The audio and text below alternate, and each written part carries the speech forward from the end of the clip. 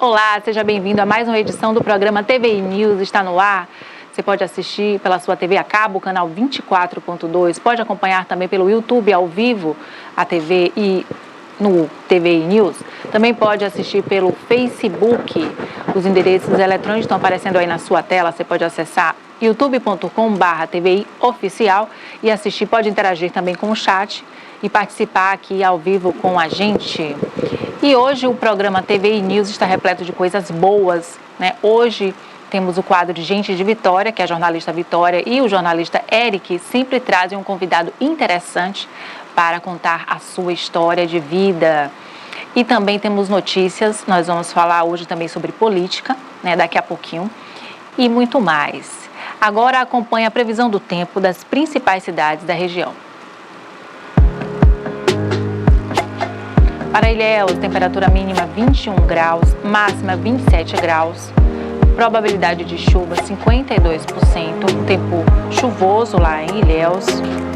Para Itabuna, temperatura mínima 20 graus, máxima 27 graus. Probabilidade de chuva 30%, tempo chuvoso aqui em Itabuna. Para Buararema, temperatura mínima 19 graus, máxima 27 graus. Com probabilidade de chuva 23%, tempo parcialmente nublado em Buararema. Para Itacaré, a temperatura mínima 23 graus, máxima 27, com probabilidade de chuva 59%. Tempo chuvoso lá em Itacaré. Para Itajuípe, a temperatura mínima de 19 graus, máxima de 27, com probabilidade de chuva 24%. O tempo fica parcialmente nublado lá em Itajuípe. Para Ibicaraí, a temperatura mínima 19 graus, máxima 28 graus, com probabilidade de chuva 24%. Tempo parcialmente nublado em Ibicaraí. Para Canavieiras, a temperatura mínima fica em 21 graus, máxima 27, com probabilidade de chuva 45%. Tempo chuvoso em Canavieiras. Para Salvador, a temperatura mínima fica em 24 graus, máxima 28, com probabilidade de chuva 77%, tempo chuvoso em Salvador. Para Porto Seguro, a mínima de 21 graus, máxima de 27, com probabilidade de chuva 12%, o tempo parcialmente ensolarado lá em Porto Seguro.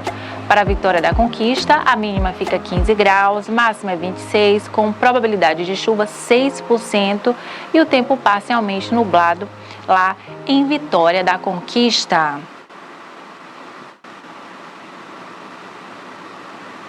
Olha, o presidente da Câmara, Arthur Lira, determinou que parlamentares, nessa segunda-feira em Brasília, né, colocassem em pauta os projetos, né, de interesse ao governo.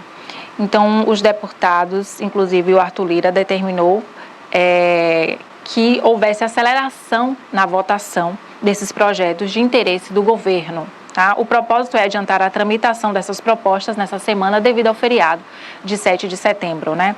Na relação de projetos a serem apresentados nesta quarta-feira estão o programa Desenrola Brasil, a taxação das apostas esportivas e a limitação da taxa de juros no rotativo do cartão de crédito.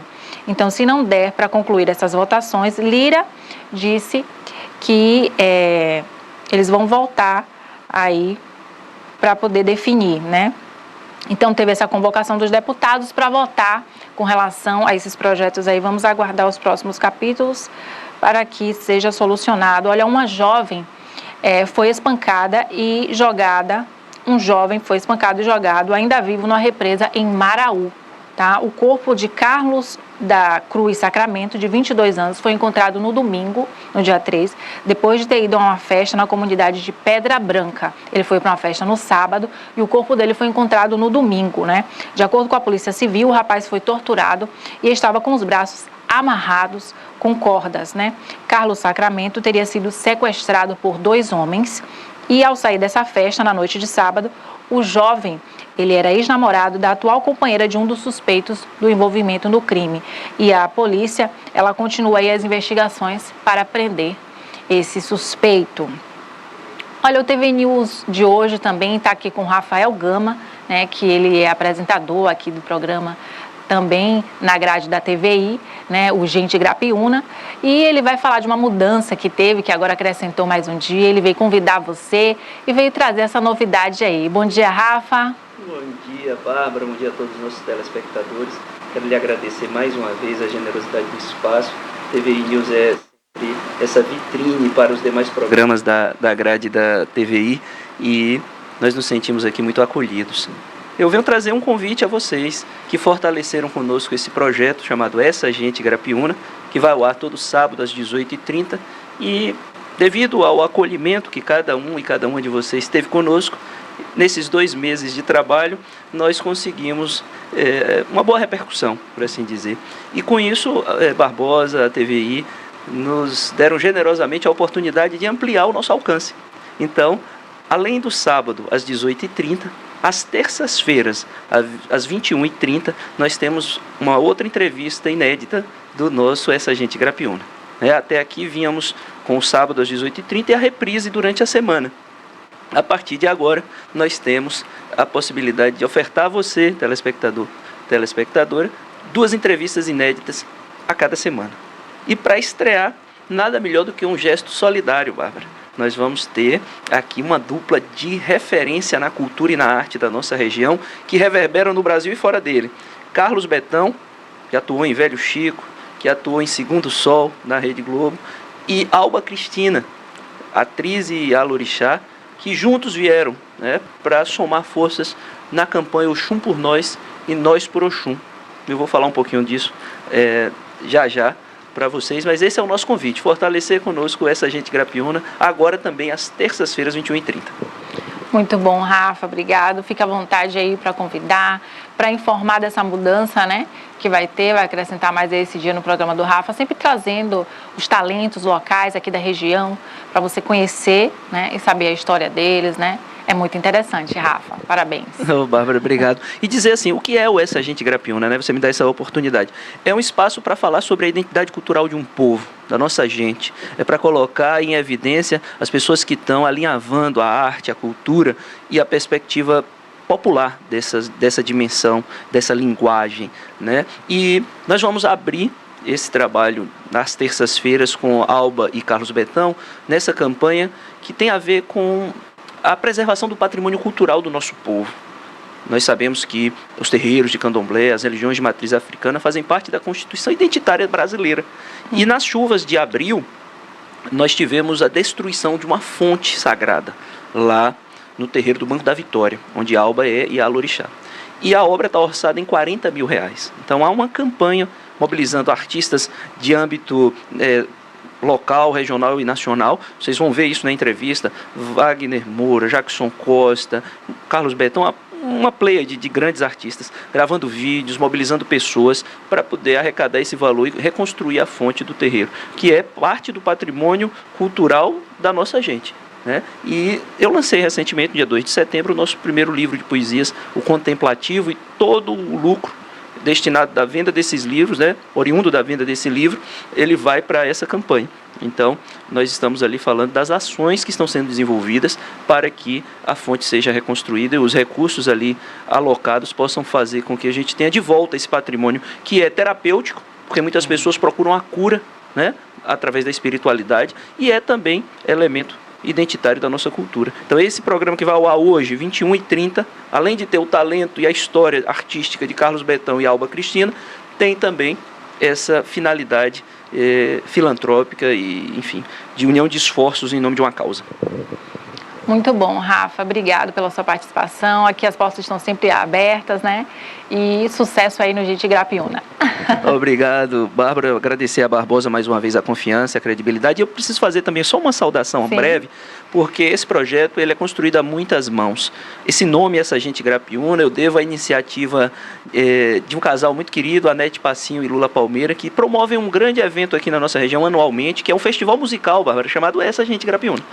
E quando eu comecei a ter a ideia de fazer um programa na televisão, eu falei, por que não me inspirar em um trabalho que tem sido feito para colocar em evidência o artista local, que é o Essa Gente Grapiúna na música. Então, trouxemos para cá o Essa Gente Grapiúna em entrevistas. Né? E também fazer a minha saudação a todos e todas que compõem conosco o Movimento Cultural Alvorecer Poesia, todos que estão no grupo aqui conosco, todos que fortalecem esse trabalho em nome da arte, da literatura, do teatro, da música, enfim, dos talentos da nossa região. Muito obrigado mais uma vez pelo espaço e eu espero você lá em breve para contar a sua história, grande jornalista que você é, no Essa Gente Grapiúna. Tá certo, Rafa, a gente aparece por lá. Obrigada, Rafa. Olha, nós temos um entrevistado político, Tiago Martins, que ele é pré-candidato a vereador, e ele vai conversar com a gente um pouquinho sobre o cenário político de Ilhéus e também sobre o cenário político nacional. Bom dia, Tiago, seja bem-vindo. Tudo bem? Bom dia a toda a equipe aí da TV News. É sempre um prazer estar aqui com vocês. É sempre muito bom estar colaborando e falando da nossa região. Tiago, bem-vindo aqui. Vamos começar falando um pouco sobre o seu trabalho de fiscalização. Você tem observado bastante ali o município de Ilhéus e tudo que precisa, né? E tem relatado bastante nas suas redes sociais. Eu observei também, como eu sou seguidora sua, que você tem feito algumas denúncias ali nas redes e tem a rede social, ela tem bloqueado algumas denúncias suas, né, que você tem realizado ali com relação ao município. Qual a sua opinião com relação a isso? Esse é o novo Brasil, né, Bárbara? O novo Brasil, nós agora temos uma limitação do que a gente pode ou não falar. A democracia, a liberdade de expressão, ela não cabe mais. Existe agora um sistema que rodeia ali tudo aquilo que a gente conversa na internet, limita o que a gente pode falar ou não. E esse sistema está cada vez mais voltado para a nossa classe política, que não corrobora com o bem da população.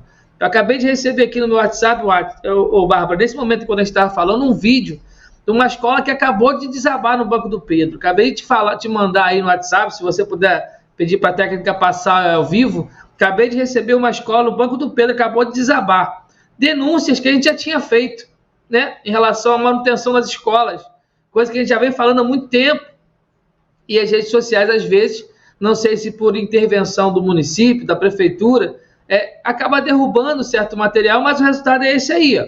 A gente denuncia e, infelizmente, a gente denuncia para que não aconteça isso, para que não venha acontecer a tragédia. Agora, essa escola, ela desabou durante a madrugada. Você imagina, Bárbara, se isso tivesse acontecido agora de manhã, com alunos indo estudar, com crianças nas escolas, a tragédia que não seria.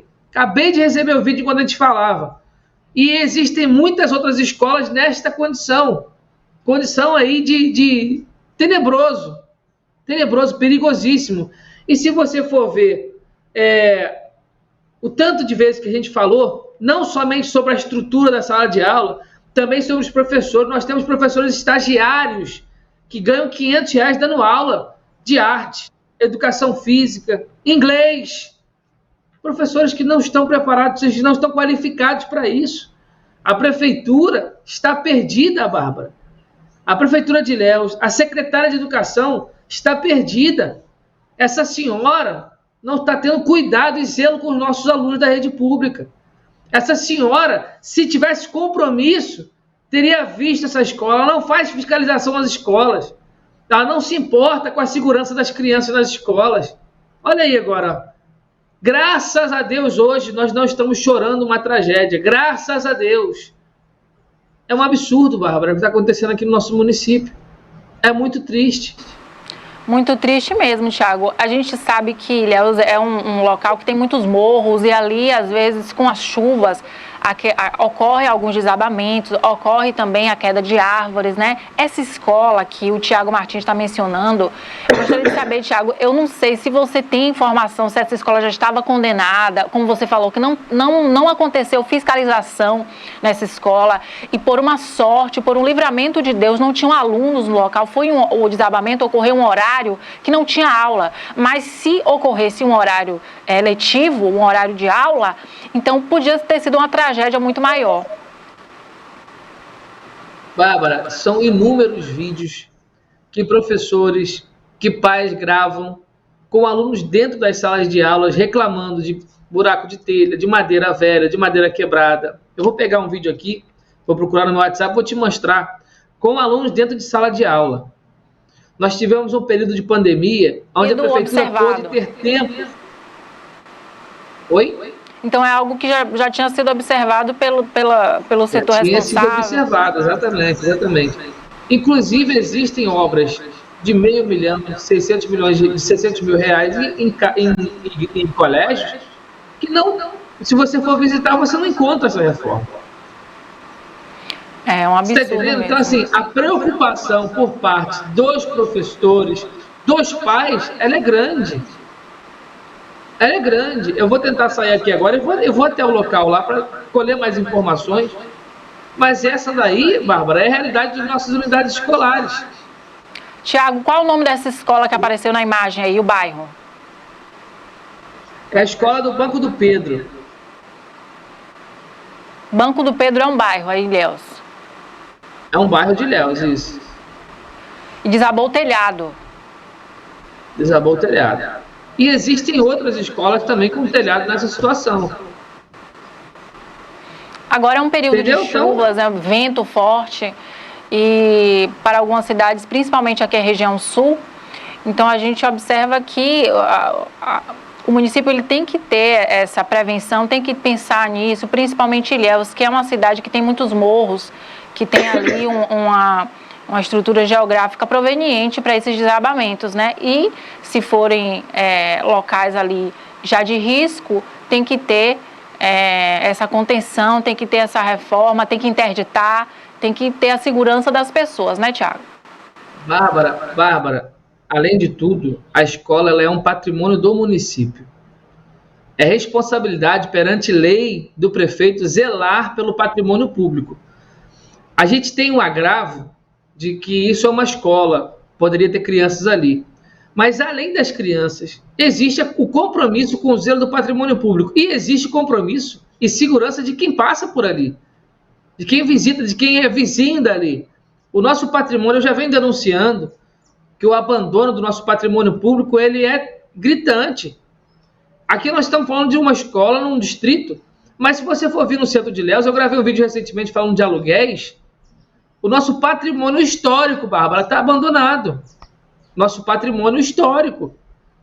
Ou seja, Ilhéus vive um abandono, uma falência de serviços públicos, como a gente já falou aqui, e o resultado disso é isso aí. Quem é que paga para levantar agora? Somos nós. Uma reforma custaria 200 mil, agora vai gastar 500, 600 para poder levantar uma escola nova. E quem é que paga esse prejuízo, essa diferença? É o prefeito? Não é o prefeito, somos nós, Bárbara. É isso que é terrível, entendeu? A falta de compromisso com o bem público, a falta de compromisso com a realidade do povo, ela é gigantesca. E a gente está pagando uma conta caríssima. Essa gestão de Mário Alexandre está fazendo ele se endividar uma bola de neve muito grande, que eu não sei como vai estar até o final do ano. Tiago, a gente observa que além desse prejuízo, desse desabamento, também tem um prejuízo das aulas, que muito provavelmente vão ser suspensas, porque esses alunos não vão ter condições aí de entrar nessa escola, porque não tem nem telhado. Então, aí já vai ter esse prejuízo. Só se eles pensarem uma segunda alternativa e mudar essas aulas para algum local aí alternativo, mas aí depois que a gente vai saber quais providências aí que a Secretaria de Educação de Ilhéus ela vai tomar a respeito desse problema, desse desabamento dessa escola. Que é algo que aconteceu recentemente. Isso. A secretária ela só aparece em vídeo e evento de festa, inauguração disso. Ela não consegue ter um diálogo sério com a sociedade. Ela não consegue justificar por que nós temos falta de professores, tendo uma lista grande para ser convocada, já sorteada. Ela não consegue responder o porquê das nossas unidades escolares estarem abandonadas, sendo que foram empenhados milhões de reais em reforma. Ela não consegue ter um diálogo sério com a população.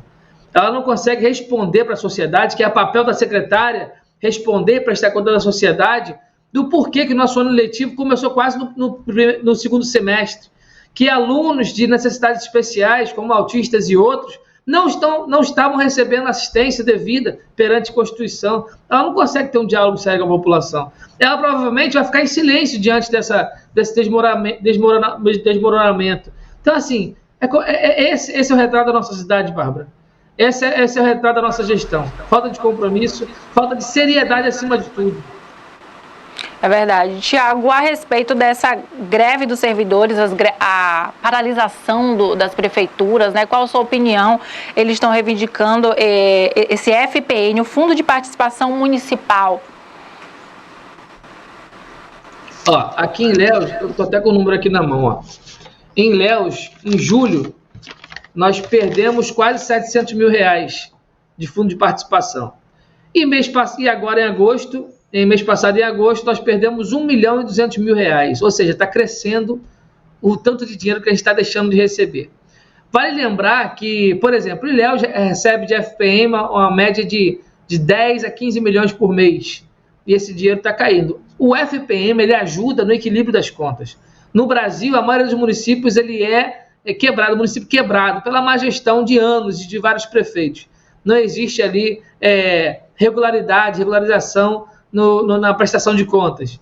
O TCM é a indicação política que aprova político. E isso a bola de neve vai empurrando com a barriga e a gente fica nesse prejuízo enorme. Só que eles criaram o FPM para poder tampar esse buraco e agora o governo Lula tirou o FPM. Está tirando o FPM, reduzindo o FPM drasticamente.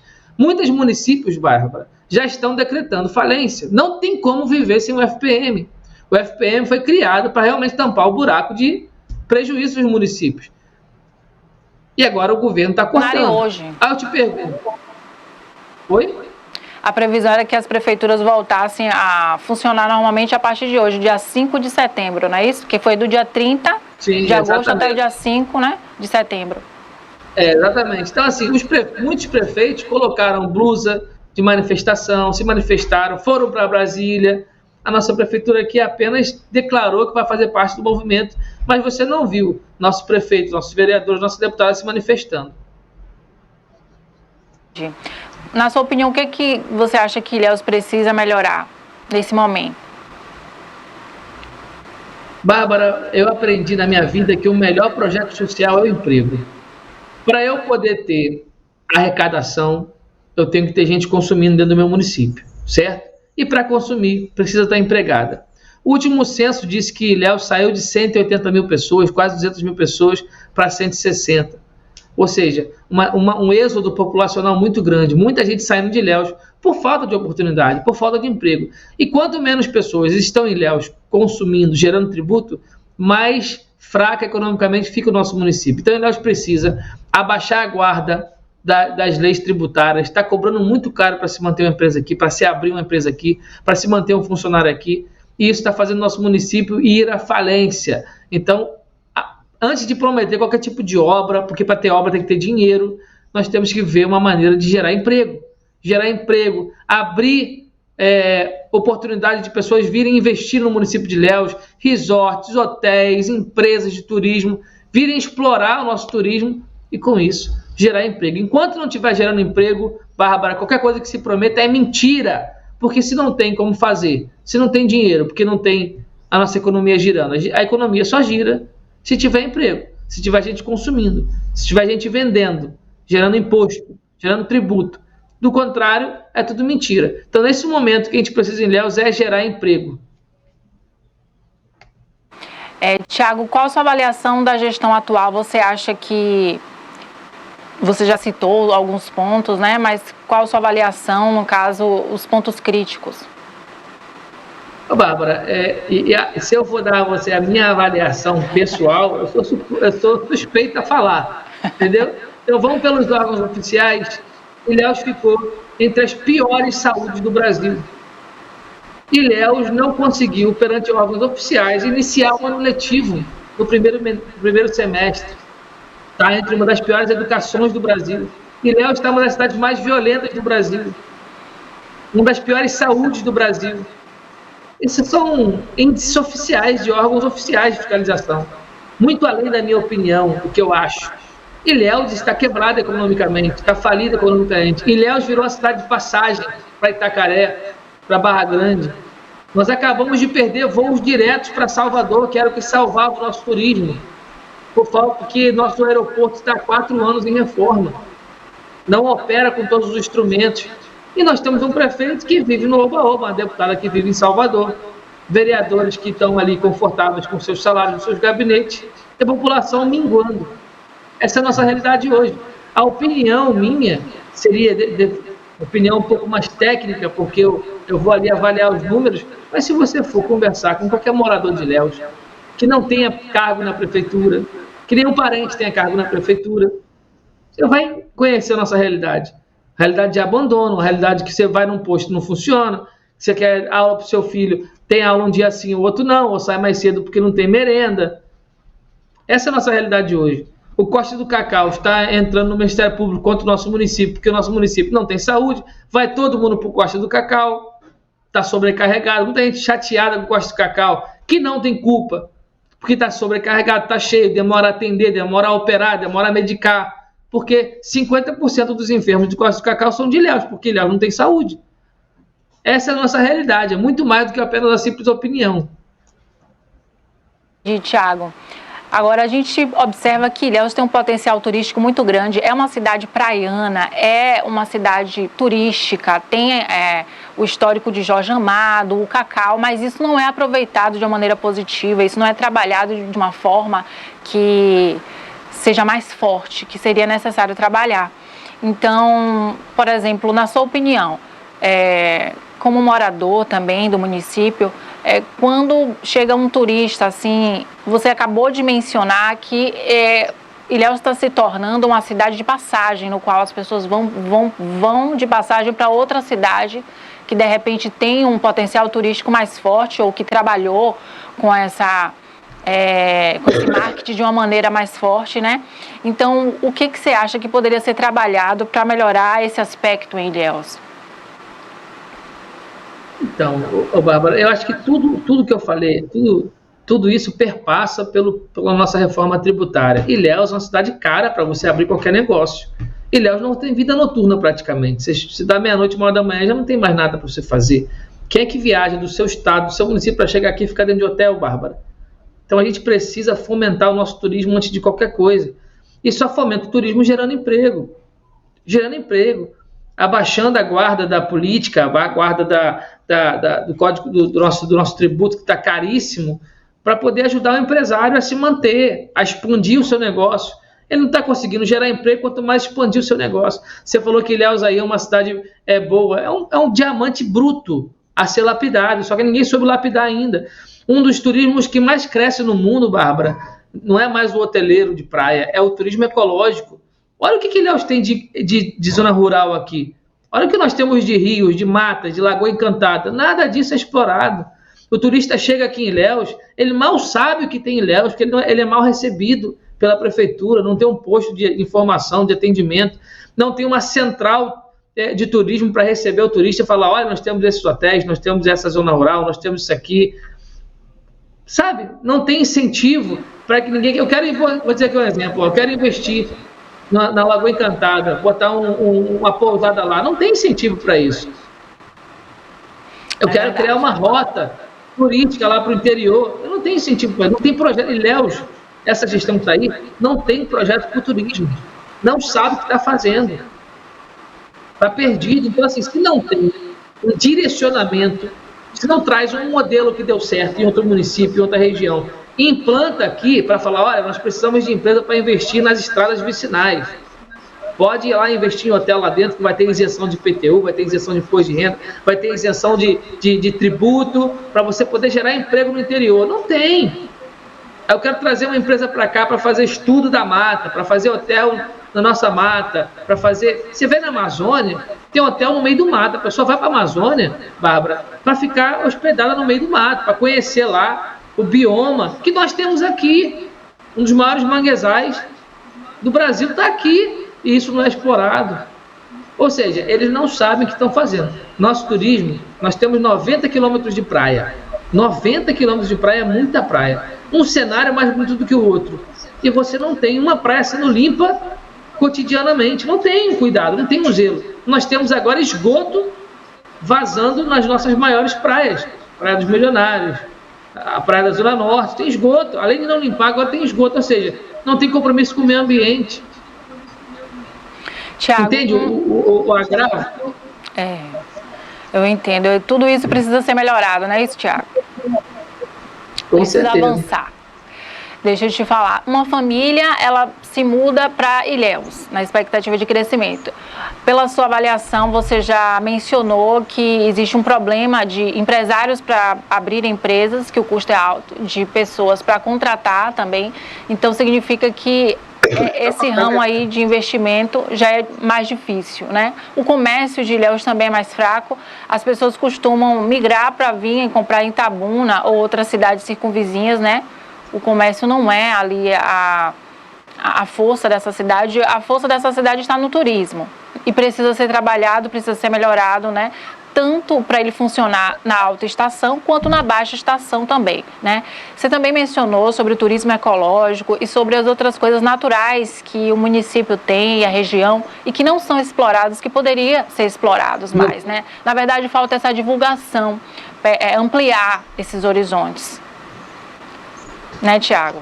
É isso. Ó, o que acontece? Aí você falou agora sobre o nosso comércio.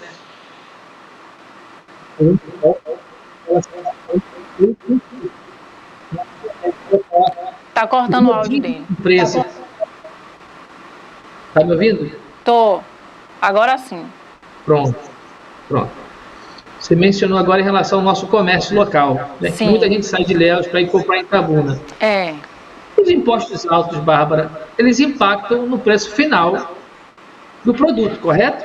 O empresário ele vai recalcular o preço final de acordo com o imposto.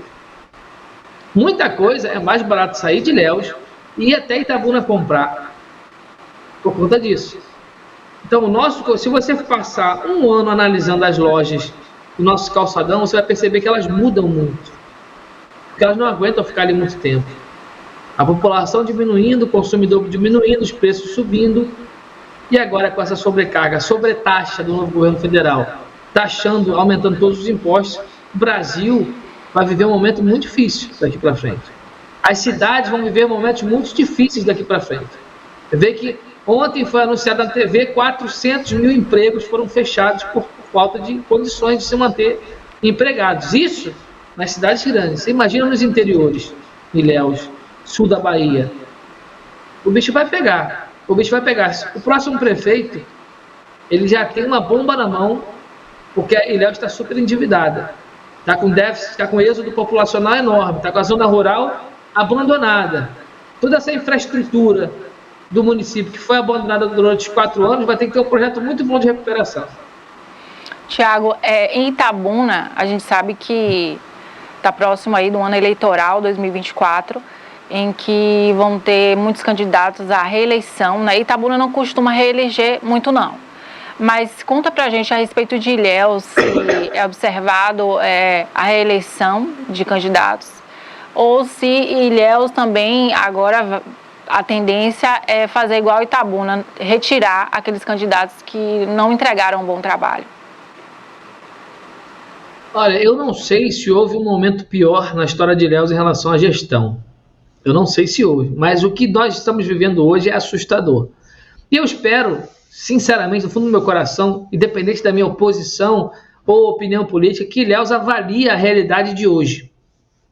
Eu sei que o prefeito ele guarda muito dinheiro para a época de eleição, para despejar aquelas obras e tal. Eu espero que Ilhéus reconheça que nós sofremos 3 anos para em 6 meses ter algum tipo de trabalho. Isso não é gestão. Eu espero que Ilhéus lembre e pense no seu filho, no seu neto, que teve que deixar o município para tentar uma vida melhor em outro lugar, porque o nosso prefeito não ajuda o município a crescer economicamente. Muito se acaba, Bárbara, de obra, de reforma, de pintura de meio-fio, de troca de poste, de iluminação, mas um prefeito com seu corpo de secretários não é para fazer isso. Isso é trabalho de si. Isso daí é o mínimo. Manutenção básica é o mínimo. Um prefeito ele é eleito para que com sua equipe traga desenvolvimento econômico e crescimento econômico para o nosso município. E isso não aconteceu. Ao contrário, houve uma regressão, houve um desaceleramento da nossa economia. E o nosso prefeito, o nosso atual prefeito, não está sabendo se comportar diante dessas adversidades. Então, que o próximo gestor seja uma pessoa com um grupo bem intencionado, seja uma pessoa capacitada tecnicamente, seja uma pessoa compromissada com a economia, seja uma pessoa que entenda a necessidade de gerar emprego, Entendeu, Bárbara? Então, assim, nós temos que pensar positivamente em relação à sucessão de Marão, porque Ilhéus não pode mais continuar nessa ladeira abaixo que está vivendo hoje. Nós temos que ter aí condições de crescer, de mudar o nosso município. Acabamos de falar sobre todos os projetos de turismo que podem ser desenvolvidos aqui. E isso precisa ser levado a sério. Ilhéus é mais antiga do que o Rio de Janeiro. Ilhéus é uma das cidades mais antigas do Brasil, vamos completar 500 anos. É maior territorialmente do que o Rio de Janeiro. E olha o que o Rio de Janeiro é hoje, tendo muito menos praia do que a gente tem, tendo muito menos zona rural do que a gente tem, poder de que a gente tem.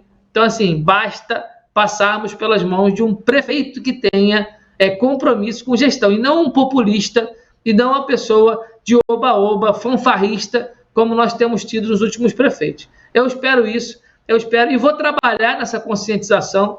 A minha caminhada, ela fala muito, eu quero sempre trazer muitos dados, muitos números, para que a minha campanha, minha pré-campanha, o meu trabalho nas redes sociais seja um trabalho didático. Ele traga um tipo de informação, de esclarecimento da população, e que esse material possa ser compartilhado para que a gente ajude no esclarecimento da população. E espero que o grupo de Mário não faça sucessor, porque já mostrou que não tem condições de governar a cidade como o nosso município.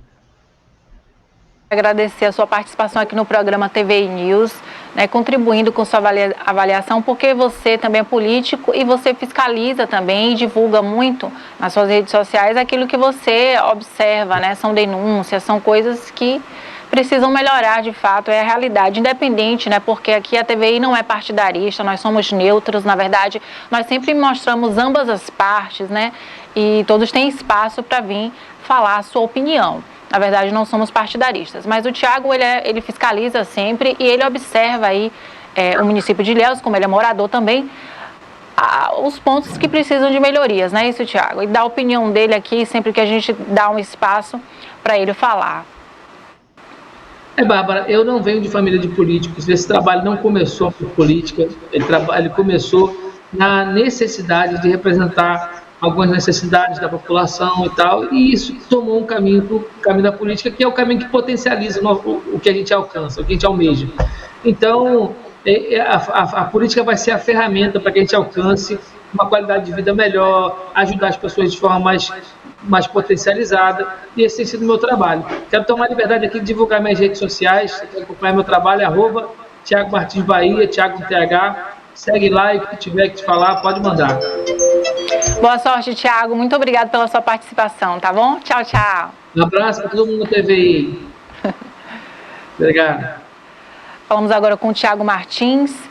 E agora a Raquel Rocha, ela vai falar um pouco sobre os opostos. Será que realmente os opostos se atraem? Confira agora. Não tá pronto não, Rafa? Já saiu? O vídeo da Raquel Rocha? É para trocar. Ah, entendi. O Thiago Martins, ele conversou com a gente agora e ele mencionou sobre o cenário político atual em Ilhéus, né, e falou aí a opinião dele e as coisas, inclusive noticiou que teve o desabamento de uma escola nessa noite, né, e que ainda bem que não foi um horário em que tinham alunos ali na aula. Se fosse um horário de aula, poderia ter sido uma tragédia maior. Em breve nós teremos notícias a respeito dessa escola, se a Secretaria de Educação de Ilhéus vai tomar quais medidas a respeito dessa reforma e onde é que esses alunos vão estudar, se essas aulas vão ser suspensas ou se vai ter algum outro local que esses alunos vão continuar tendo aula. Então eu vou mostrar para vocês um pouco das notícias aqui no Jornal à Tarde, no Portal à Tarde, que você também pode acompanhar pelo tviplay.com.br. Lá nós temos o ícone do Jornal à Tarde, que você acompanha as notícias que são atualizadas minuto a minuto. Lembrando que você pode interagir com a gente aqui no TVI News fazendo perguntas. Daqui a pouquinho nós teremos o quadro Gente de Vitória, no qual a jornalista Vitória e o jornalista Eric trazem sempre um convidado interessante para você conhecer a história, certo? Então vamos acompanhar agora no Jornal à Tarde as principais notícias.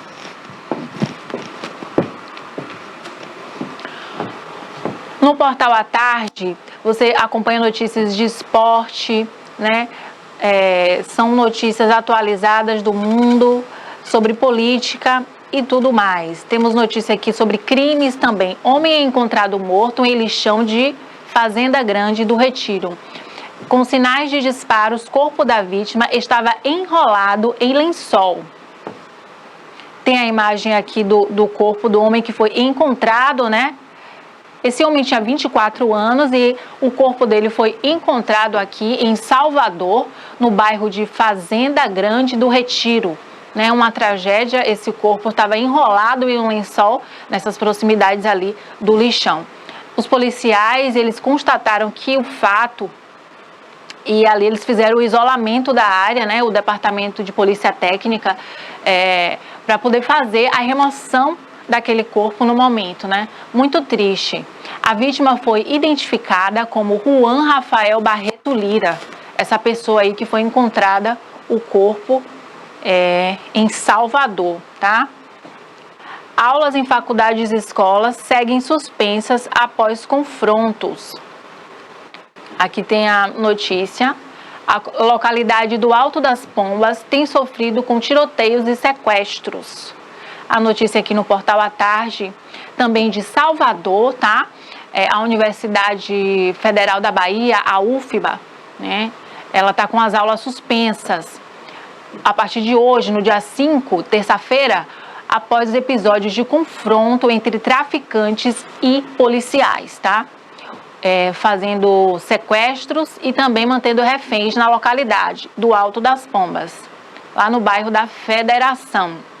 Então não estava um local seguro para os estudantes transitarem nem terem aula, por isso foi suspenso. Em nota, a Secretaria Municipal de Educação, SMED, informou que as escolas municipais, Conjunto Assistência Nossa Senhora de Fátima, Casa da Amizade, Professor Antônio Carlos Onofre e os Centros Municipais de Educação Infantil, Tertuliano de Góes e Calabar tiveram atividades suspensas também nesta terça-feira. Mais de 1.000 estudantes estão sem aula, segundo essas informações. E também a UFBA, né, que já havia suspendido essas atividades nessa manhã de segunda-feira. A UFBA suspendeu desde segunda e as outras demais escolas da região suspenderam nessa terça-feira, hoje, dia 5.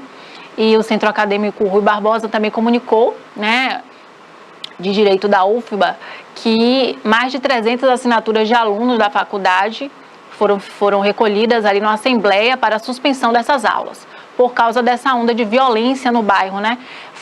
A suspensão dessas aulas foi uma atitude de prevenção para que não acontecesse o pior, para que nenhum estudante tomasse uma bala perdida. Mas tem que ter uma medida de segurança, não só de prevenção agora, mas o combate aí a esse tráfico, a esse cenário de guerra aí, que está impedindo dos alunos terem as suas aulas normalmente, né? Tá atrapalhando aí o curso do ano letivo. E tem mais notícias aqui no Portal à Tarde que você pode acompanhar, lembrando que essas notícias são atualizadas minuto a minuto e você está sempre antenado no Brasil e no mundo. São notícias de todo o tipo. Olha, a ex-namorada de Anthony, o jogador de futebol, lembra agressões, né? E ameaças que ela passava com ele. Então ela falava que a fala dela ficava com ele ou morreria, porque ele tinha crises de ciúmes. O jogador Anthony. Tá aí a imagem aí para você acompanhar do jogador Anthony e da ex-namorada dele, tá? A Gabriela Cavalim. Ela falou em entrevista, né, sobre essas agressões físicas e violências que ela sofreu um jogador, enquanto ela esteve ali com o namorado, o jogador Anthony. De acordo com a DJ e empresária, as crises de ciúme eram o estopim para a situação de pânico e ameaças, que vinham com xingamentos, puxões de cabelo, socos, cabeçadas e ameaças por parte do jogador. Na fala dela, ela diz: a primeira vez aconteceu quando eu estava grávida, ainda, ano passado. Ele acabou se alterando, me xingando, me ofendendo, me machucando fisicamente, puxando o meu cabelo, me segurando pelo braço, tentou bater o carro também. Falou coisas do tipo que se eu não fosse ficar com ele, eu também não ia ficar com ninguém. E que eu estava grávida de um filho dele, ou eu ia ficar com ele, ou eu ia morrer todo mundo. Eu, ele e o nosso filho. Então tá aí a fala da ex-namorada dele, lembrando que o Anthony, ele é jogador de futebol e segue essas investigações aí a respeito dessa violência, né, desse ato aí com a ex-namorada.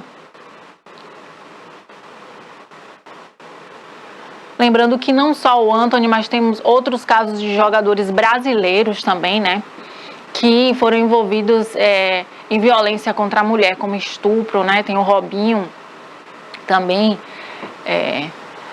que foi envolvido aí nessas polêmicas com relação às mulheres, né?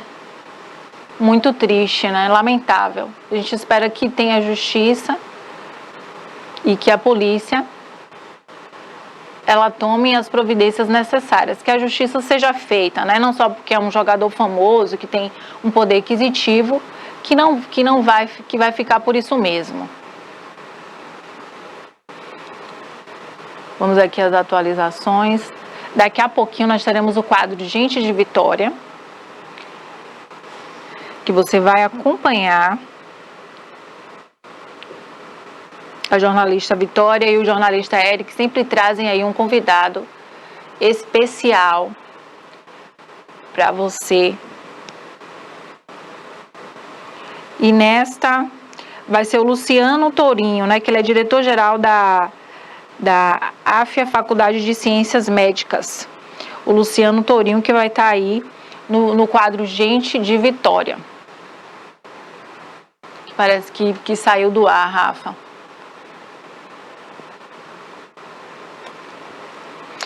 Nós tivemos alguma questão técnica aqui, né?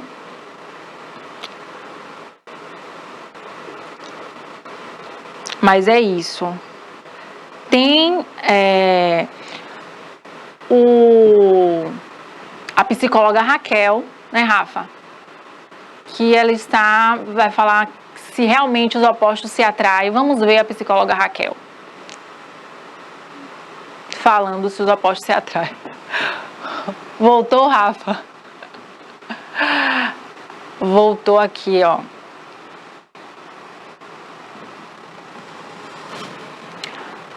Notícias do esporte para você acompanhar também.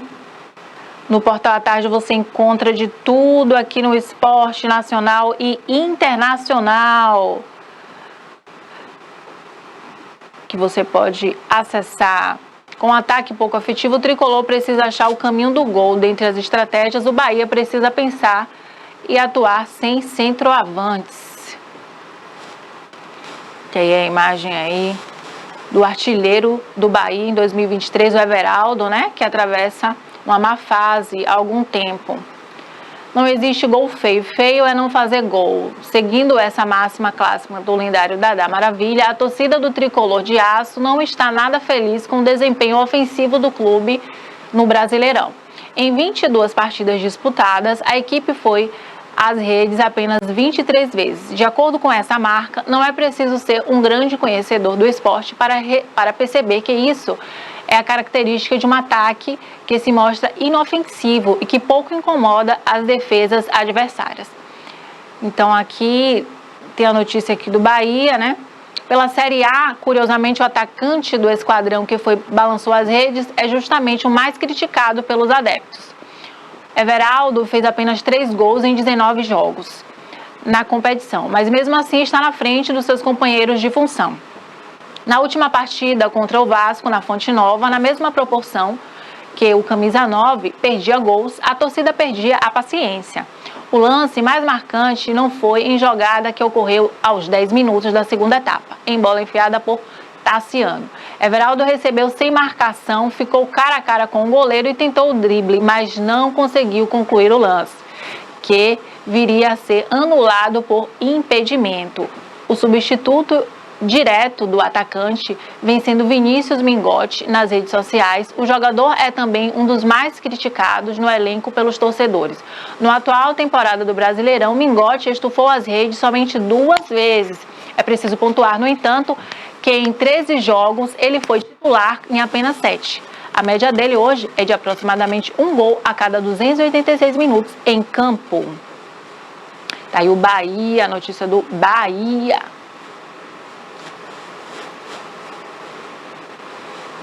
O Brasileirão segue aí, né? Com os jogos. E o Botafogo ainda está na liderança do Campeonato Brasileiro 2023. Agora já na economia, a produção industrial cai 6% de junho para julho. Sobre a economia no Brasil, né, 15 das 25 atividades industriais pesquisadas apresentam queda. A matéria aqui do portal À Tarde. A produção industrial brasileira teve essa queda, né? E o dado é uma pesquisa industrial mensal produzida pela Produção Física PIM-PF, divulgado nesta terça-feira, dia 5, pelo Instituto Brasileiro de Geografia e Estatística, IBGE. Na comparação com julho do ano passado, a queda chega a 1,1%. O setor também apresenta queda acumulada de 4% neste ano. No acumulado de 12 meses, a indústria apresenta estabilidade. Com esses resultados, o setor industrial se encontra 2,3% abaixo do patamar pré-pandemia, ou seja, antes da pandemia. Em fevereiro de 2020, e 18,7% abaixo do nível recorde alcançado em maio de 2011, destaca o pesquisador do IBGE, André Macedo. Então, 15 das 25 atividades industriais, né, pesquisadas apresentaram uma queda na produção na passagem de junho para julho deste ano. Os principais recuos foram observados no ramo de veículos automotores, reboques e carrocerias, menos 6,5%, indústrias extrativas, menos 1,4%, equipamentos de informática, produtos eletrônicos e ópticos, menos 12,1%, e máquinas e equipamentos, menos 5%. Então, por outro lado, essas atividades tiveram alta na produção, com destaques para produtos farmacoquímicos e farmacêuticos, com 8,2%, produtos alimentícios, 0,9%, e produtos derivados do petróleo e biocombustíveis, 0,7%. Então, para os setores de carros e veículos, teve queda. E para os setores farmacêuticos, teve um aumento dessa indústria farmacêutica. Então, a análise de 4 grandes categorias da economia da indústria, 3 tiveram queda de junho para julho: os bens de capital, isto é, as máquinas e equipamentos usados no setor produtivo, menos 7,4%, e os bens de consumos duráveis, menos 4,1%. Os bens intermediários, isto é, os insumos industrializados usados no setor produtivo, menos 6%. E apenas os bens de consumo semi e não duráveis tiveram aumento no período de 1,5%. O governo faz parceria para investimentos, né? A gente estava falando de indústria, aí agora estamos falando aqui de algumas parcerias do governo. A notícia aqui do portal À Tarde a respeito de Lula. Lula tem viajado e tem feito ali alianças. Esses acordos foram firmados em meio da Secretaria de Desenvolvimento Econômico. Tem a imagem do Lula. O governo da Bahia, por meio da Secretaria de Desenvolvimento Econômico, SDE, assinou protocolos de intenções com empresas que vão gerar cerca de 4 mil empregos e mais de 820 milhões em investimentos. Os acordos firmados em solenidade nesta segunda-feira prevêem a reativação, modernização, ampliação e implantação de 19 empreendimentos que irão beneficiar as cidades de Camaçari, Candeias, Dias d'Ávila, Eunápolis, Feira de Santana, Irecê, Santo Antônio de Jesus, Simões Filho e Vitória da Conquista. No entanto, esse titular da SDE, Ângelo Almeida, reafirmou o compromisso do governo e destacou a importância da parceria entre empresas e gestão estadual para funcionar, para que tudo funcione bem. Então, o gestor também falou sobre a importância dos empreendimentos para o desenvolvimento social das regiões, além de criar empregos diretos e indiretos. Tá aí Lula e as parcerias no ramo industrial, certo? E agora sim nós podemos ver o quadro da Raquel sobre os opostos, se eles realmente se atraem, Rafa, ou não? Cotação primeiro. Vamos ver a cotação primeiro, então. O arroba do cacau em Itabuna, R$ 262,25. Em os R$ 262,25. Bolsa de Nova York, R$ 250,88. Camacan, R$ 262,25. Eunápolis, também R$ 262,25. O arroba do boi 15 quilos em Feira de Santana, R$ 210,00. Itapetinga, R$ 200,00. Teixeira de Freitas, R$ 195,00. Salvador, R$ 205,00. E Eunápolis, R$ 195,00.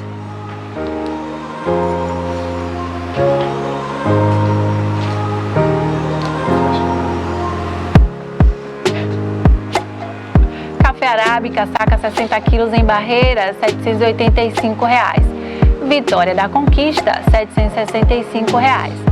Bolsa de Nova York, R$ 969,38. Luiz Eduardo Magalhães, R$ 790,00.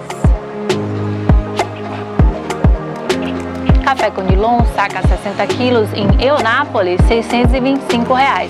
E Itamaraju, também R$ 625,00.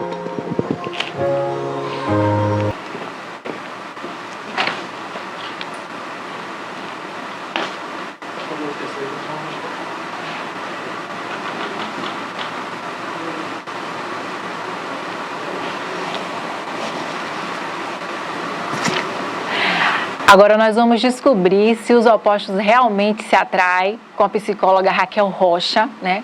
Que ela vai contar pra gente sobre isso, né, Rafa? Olá, telespectadores do TVI News.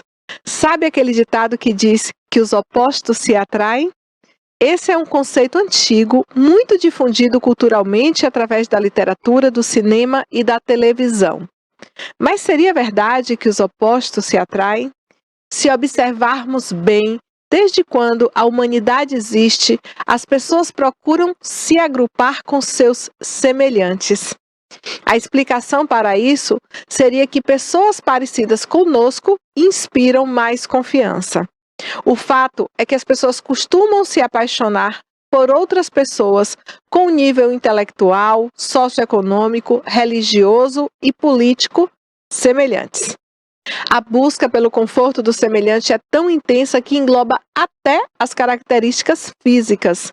Uma pesquisa da New Science de 2002 apresentou rapidamente uma série de imagens de rostos desconhecidos para os participantes.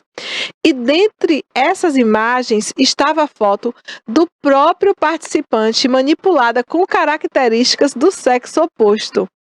Pasmem! Esta imagem era considerada a mais atraente para o participante. Esta pesquisa revela o que Freud disse há mais de 100 anos, quando desenvolveu a teoria do complexo de Édipo. Ou seja, nos apaixonamos pelas pessoas que têm características que nossos pais tinham em nossa infância.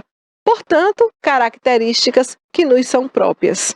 Muito mais do que aparência, buscamos valores parecidos com os nossos. Uma outra pesquisa da Universidade do Kansas analisou diversos casais e os pontos de vista de cada parceiro, comprovando que os gostos e os traços de personalidades eram parecidos. O resultado demonstrou que as relações mais duradouras e com maior grau de intimidade eram aquelas em que os participantes eram parecidos. A similaridade é muito útil nesse contexto e pessoas são atraídas por isso na maior parte do tempo, afirma Chris Crandall, coautor da pesquisa. Se o ditado "os opostos se atraem" tem se revelado um mito nos estudos, um outro ditado faz total sentido nessa análise. Aquele que diz que toda regra tem as exceções. É claro que nós temos milhares de casais, de pessoas que são diferentes, que pensam diferentes e estão juntas. E claro, é preciso sim superar e alinhar as diferenças. Mas no geral, buscamos alguém parecido conosco porque precisamos de alguém para compartilhar o nosso eu. Nosso eu, nossos medos, nossas indignações, nossas angústias, aquilo que admiramos, aquilo que achamos engraçado. Buscamos alguém para dizer aquela palavra que nos escapa, para completar nossas frases, para conversar através do olhar e sentir que a pessoa nos entende. Buscamos cumplicidade. Cumplicidade nas conversas, nas atividades, na cama. O próprio conceito de alma gêmea significa pessoas que combinam muito, pessoas que possuem afinidades. Esta afinidade pode estar relacionada com similaridade, amor, intimidade, romance, sexualidade, espiritualidade, compatibilidade, confiança. Pessoalmente, não acredito que almas gêmeas existam, mas ao que parece, a ciência tem demonstrado que o seu conceito se aproxima da realidade. Pessoas semelhantes se conhecem e se reconhecem e ficam juntas. No fundo, talvez buscamos alguém como nós para sentirmos que somos compreendidos. No filme Before Sunrise, de Richard Linklater, Celine diz a Jazz: se há algum tipo de magia no mundo, ela deve estar na tentativa de entender e compartilhar algo com alguém. Sei que é praticamente impossível conseguir, mas e daí? A resposta deve estar na tentativa.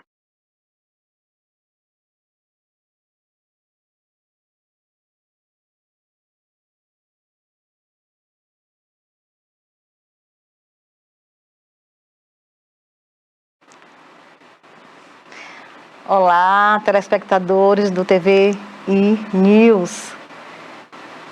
Gratidão a Deus por este momento tão especial que vamos hoje no nosso primeiro programa de setembro. E nós escolhemos um tema bem interessante, que é falar sobre educação. Como a educação muda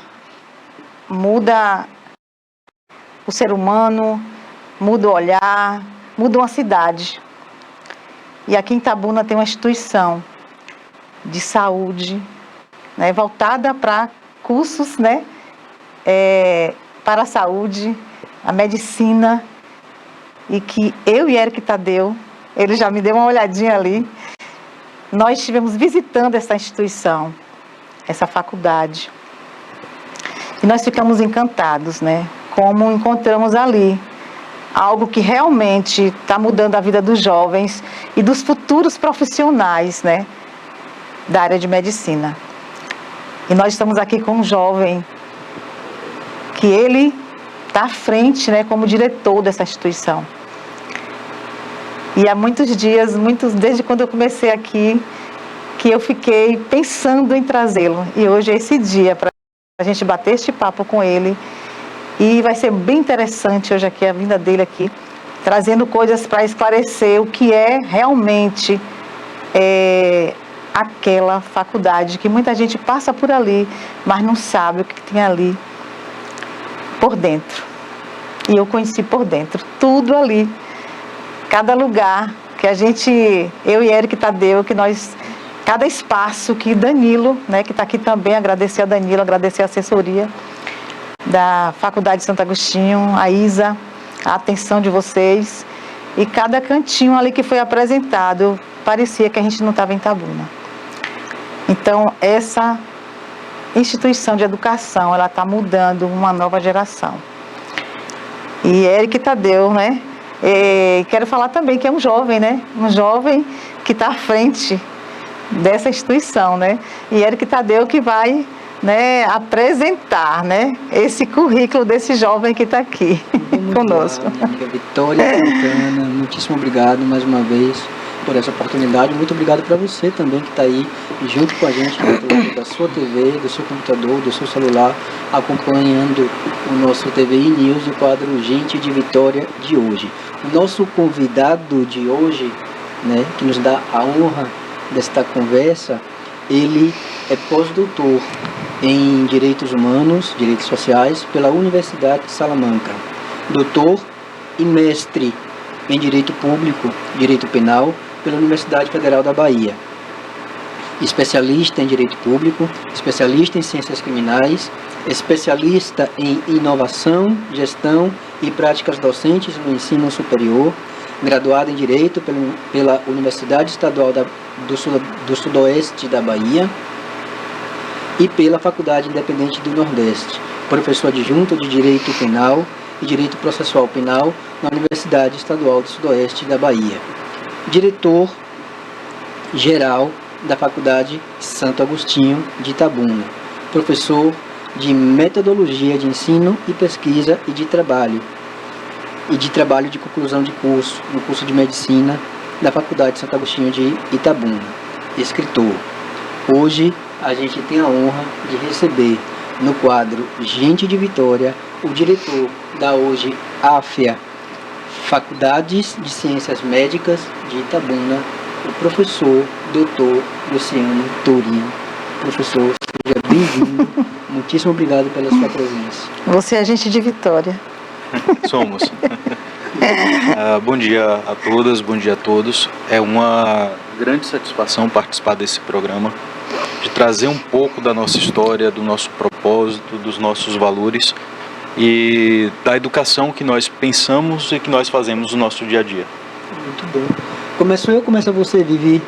Deixa eu fazer uma pergunta aqui para ele, Perfeito, né? claro. Eu tô encantada porque é um jovem, né? Tá. E eu falo assim, meu Deus, de onde veio esse jovem, né, para Itabuna? Já teve alguma experiência anterior? Como é que foi essa história aí acadêmica, né? Voltada para a direção, né? Sim, eu sou, na verdade, de Salvador, sou soteropolitano, mas estive aqui em Itabuna na minha segunda infância. Então, vivi aqui em Itabuna por 3 anos, 3, 4 anos. Tenho algumas memórias de Itabuna, algumas memórias afetivas, são memórias fortes. E logo após eu fui morar em Vitória da Conquista, estudei em Vitória da Conquista, fiz faculdade de Direito em Vitória da Conquista, voltei para Salvador para o mestrado, doutorado, fui para a Espanha para o pós-doutorado e recebi esse presente há pouco mais de 3 anos. Fui convidado, estava na Faculdade Santo Agostinho de Vitória da Conquista e fui convidado para estar aqui como diretor-geral. Então foi uma promoção que eu recebi e ao mesmo tempo um retorno para casa, né, para a minha primeira infância e numa oportunidade na área de gestão e de gestão de um curso específico que é o curso de medicina. E esse curso, a educação médica, acabou me encantando e o propósito da educação médica, que é mudar vidas, também isso me encantou. Interessante. Quem recebeu um presente foi Itabuna, em recebê-lo aqui, não é, Eric? Com essa visão que ele trouxe para cá, né? Muito bom. Professor, nós tivemos a oportunidade de visitar as instalações da AFIA, Faculdade de Ciências Médicas, aqui em Itabuna. Tivemos uma visita guiada ali pelo diretor de marketing da instituição, Diego, e nós ficamos encantadíssimos com o que nós observamos ali dentro. Se a faculdade já se impõe, né, pelo que a gente observa externamente, a gente fica maravilhado quando a gente entra lá dentro e conhece aquela estrutura, né, que eu costumo dizer que é um ponto fora da curva, não querendo subestimar de modo algum o sistema de educação que nós temos no Brasil, né, mas efetivamente, quando a gente entra lá dentro, a gente tem a sensação de que a gente está em outro mundo, uma realidade completamente adversa ao que a gente vê na maioria dos lugares aqui no Brasil.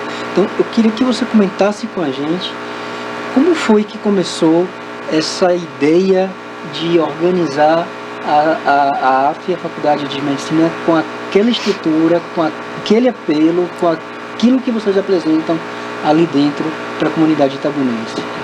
Bom, um dos valores que nós seguimos, que nós temos como diretriz máxima em nossa instituição, é traduzida na frase "gente é o melhor da gente". E isso nos impulsiona e é quase um mantra, né, o fazer do dia a dia.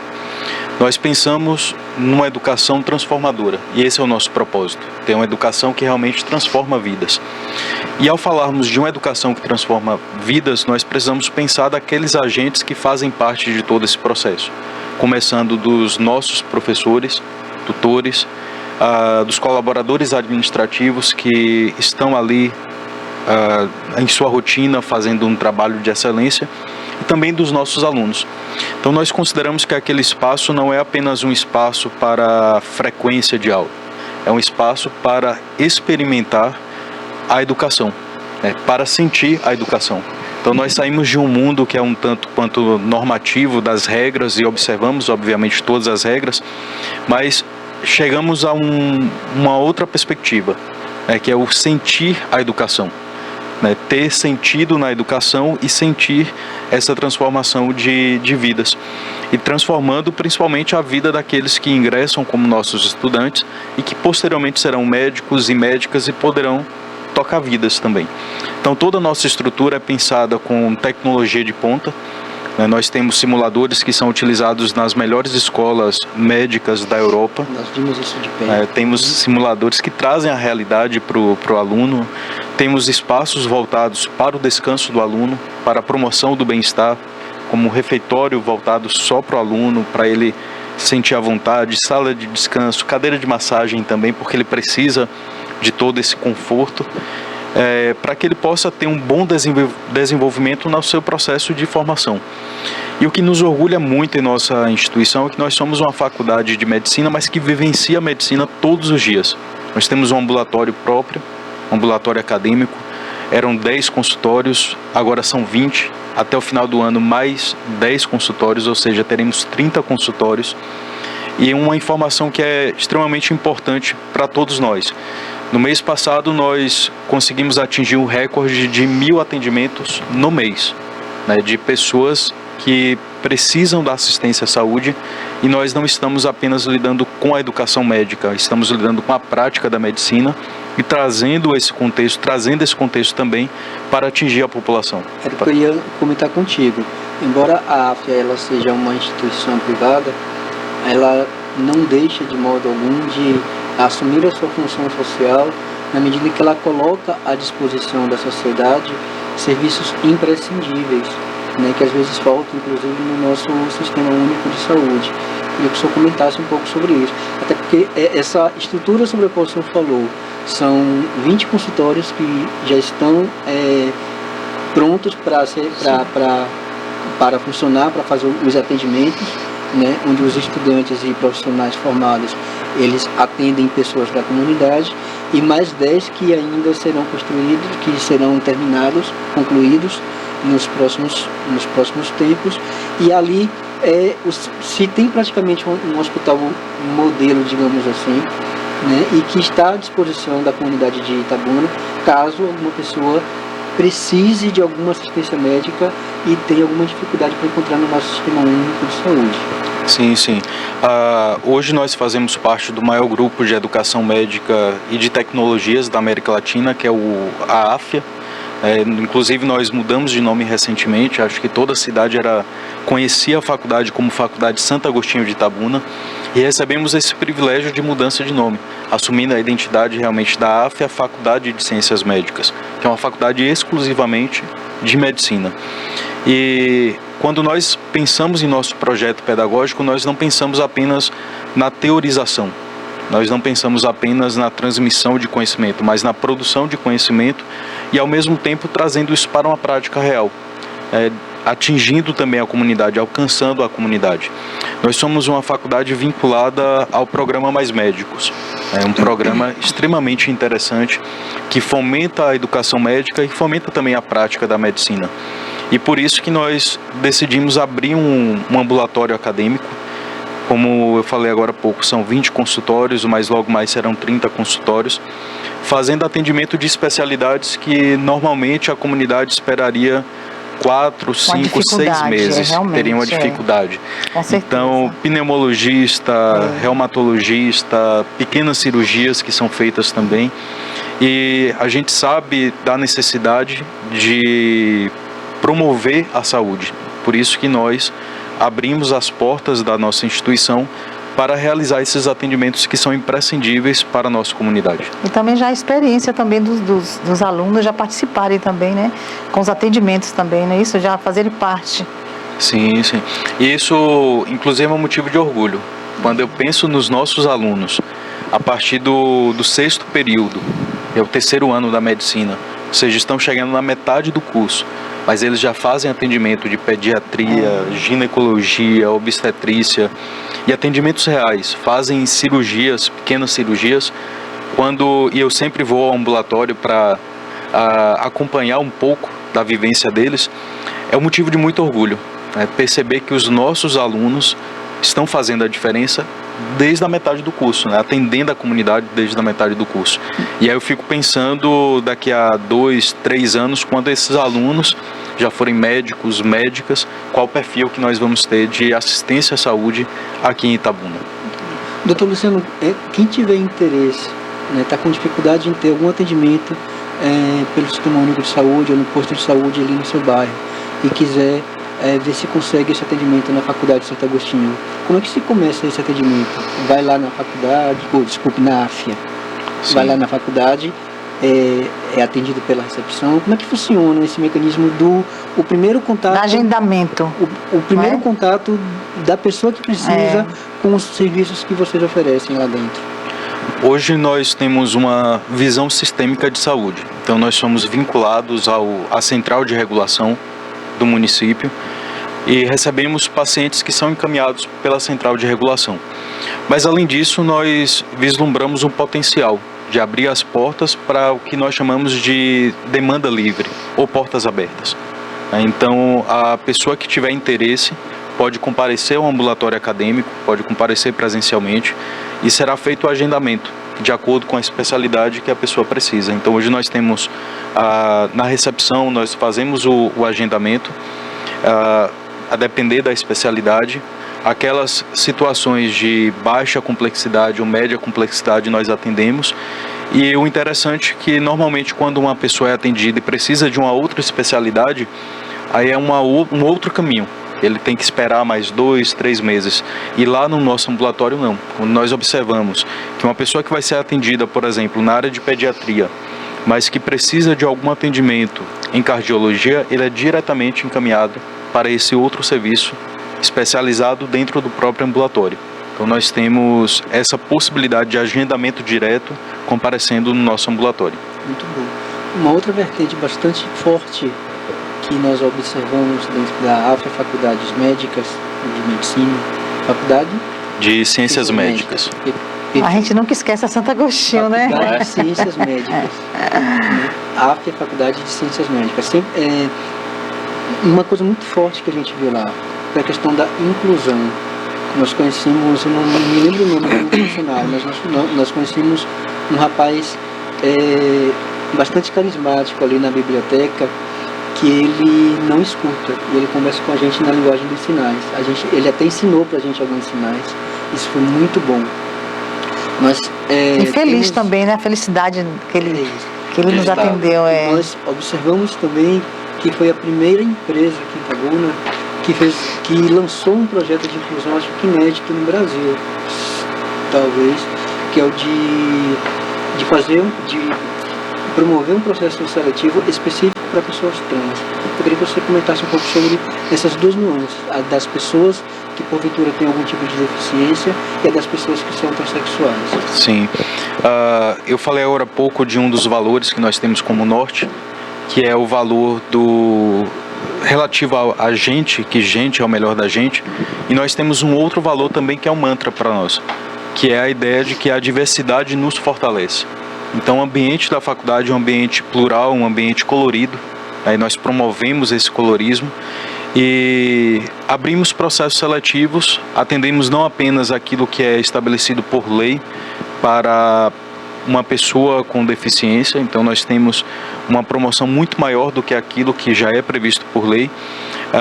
Temos funcionário que nós chamamos de PCD, com inclusão, com envolvimento, e nós quando contratamos, não contratamos para um serviço interno, para ficar escondido, né, mas sim para estar ali realmente interagindo, ensinando aos demais que fazem parte do nosso quadro de colaboradores.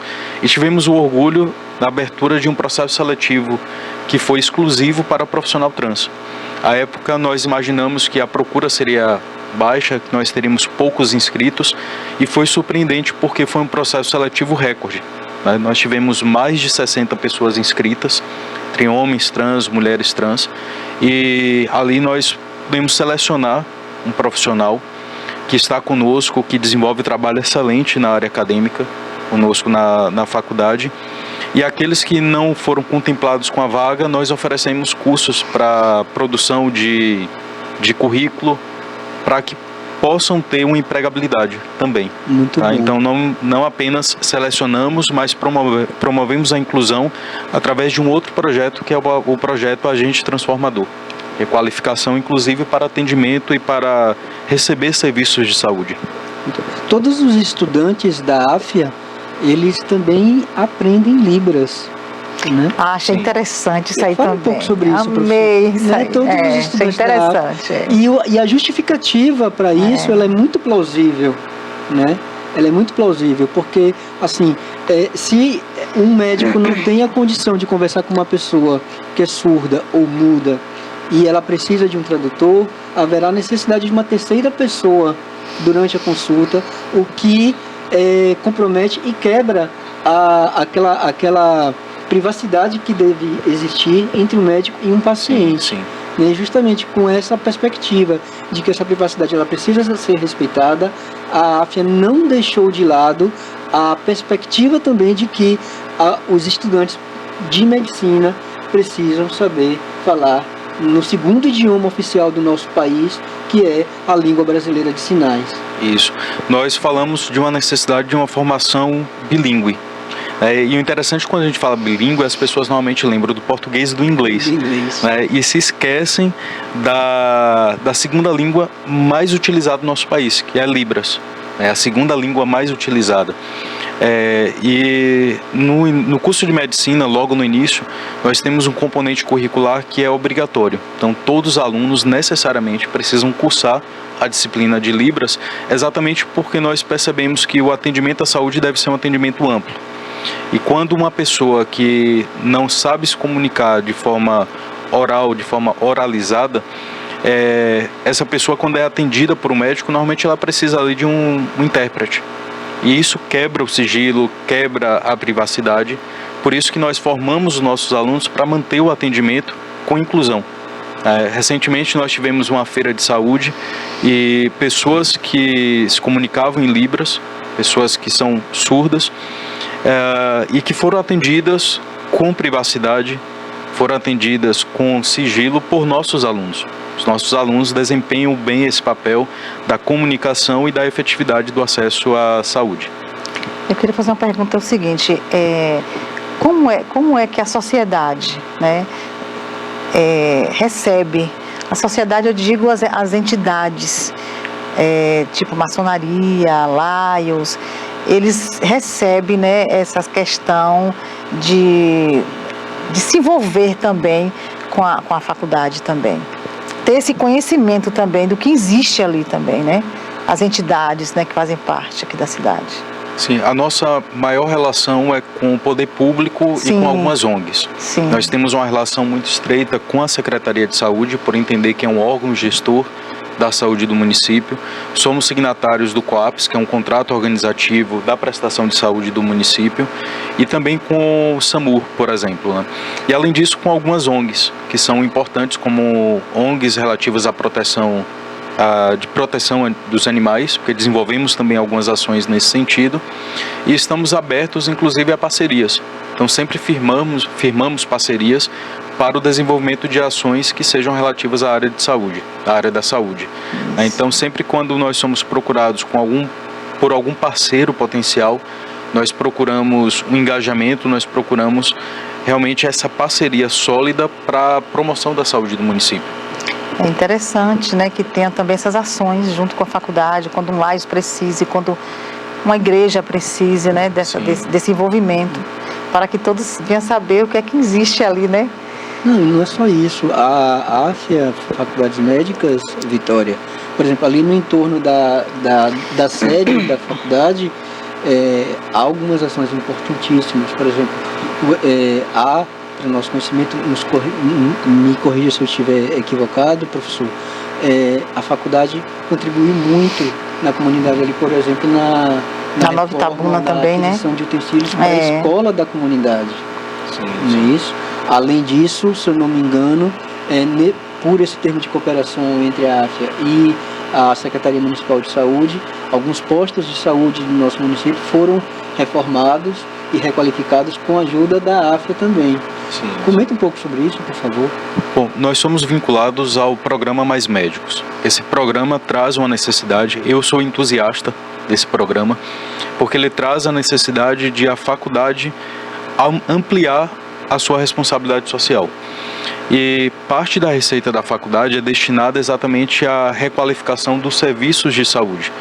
Em pouco mais de 3 anos, nós já investimos pouco mais de 10 milhões na saúde do município, com requalificação de 18 unidades de saúde, são 33 em funcionamento, agora com a requalificação das zoonoses, do centro de zoonoses, também trazendo uma ampliação do serviço para o município, em parceria também com ONGs e principalmente com a Secretaria de Saúde, e outras ações que são ações voltadas à educação.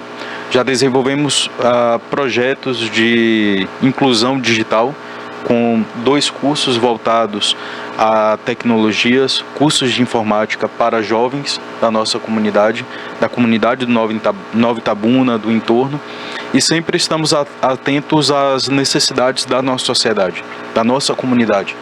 Quando nós tivemos a enchente aqui no município, em dezembro, né, nós abrimos as portas da faculdade e a faculdade serviu como um abrigo. E eu costumo falar que eu conheci, pela minha atuação antes na área jurídica, conheci a pobreza de perto, por atender algumas pessoas que são carentes. E com essa oportunidade, em razão da enchente, eu pude conhecer um pouco mais a fundo situações de miséria. Crianças com 8, 10 anos de idade que nunca haviam tomado banho de chuveiro. Mulheres com 60, 70 anos que nunca haviam sido atendidas por um ginecologista, por exemplo. E nós conseguimos identificar, mapear, fazer um diagnóstico dessa situação e não paramos apenas no diagnóstico, só vislumbrando a necessidade. Nós começamos a atuar na comunidade para promover o bem-estar da nossa comunidade.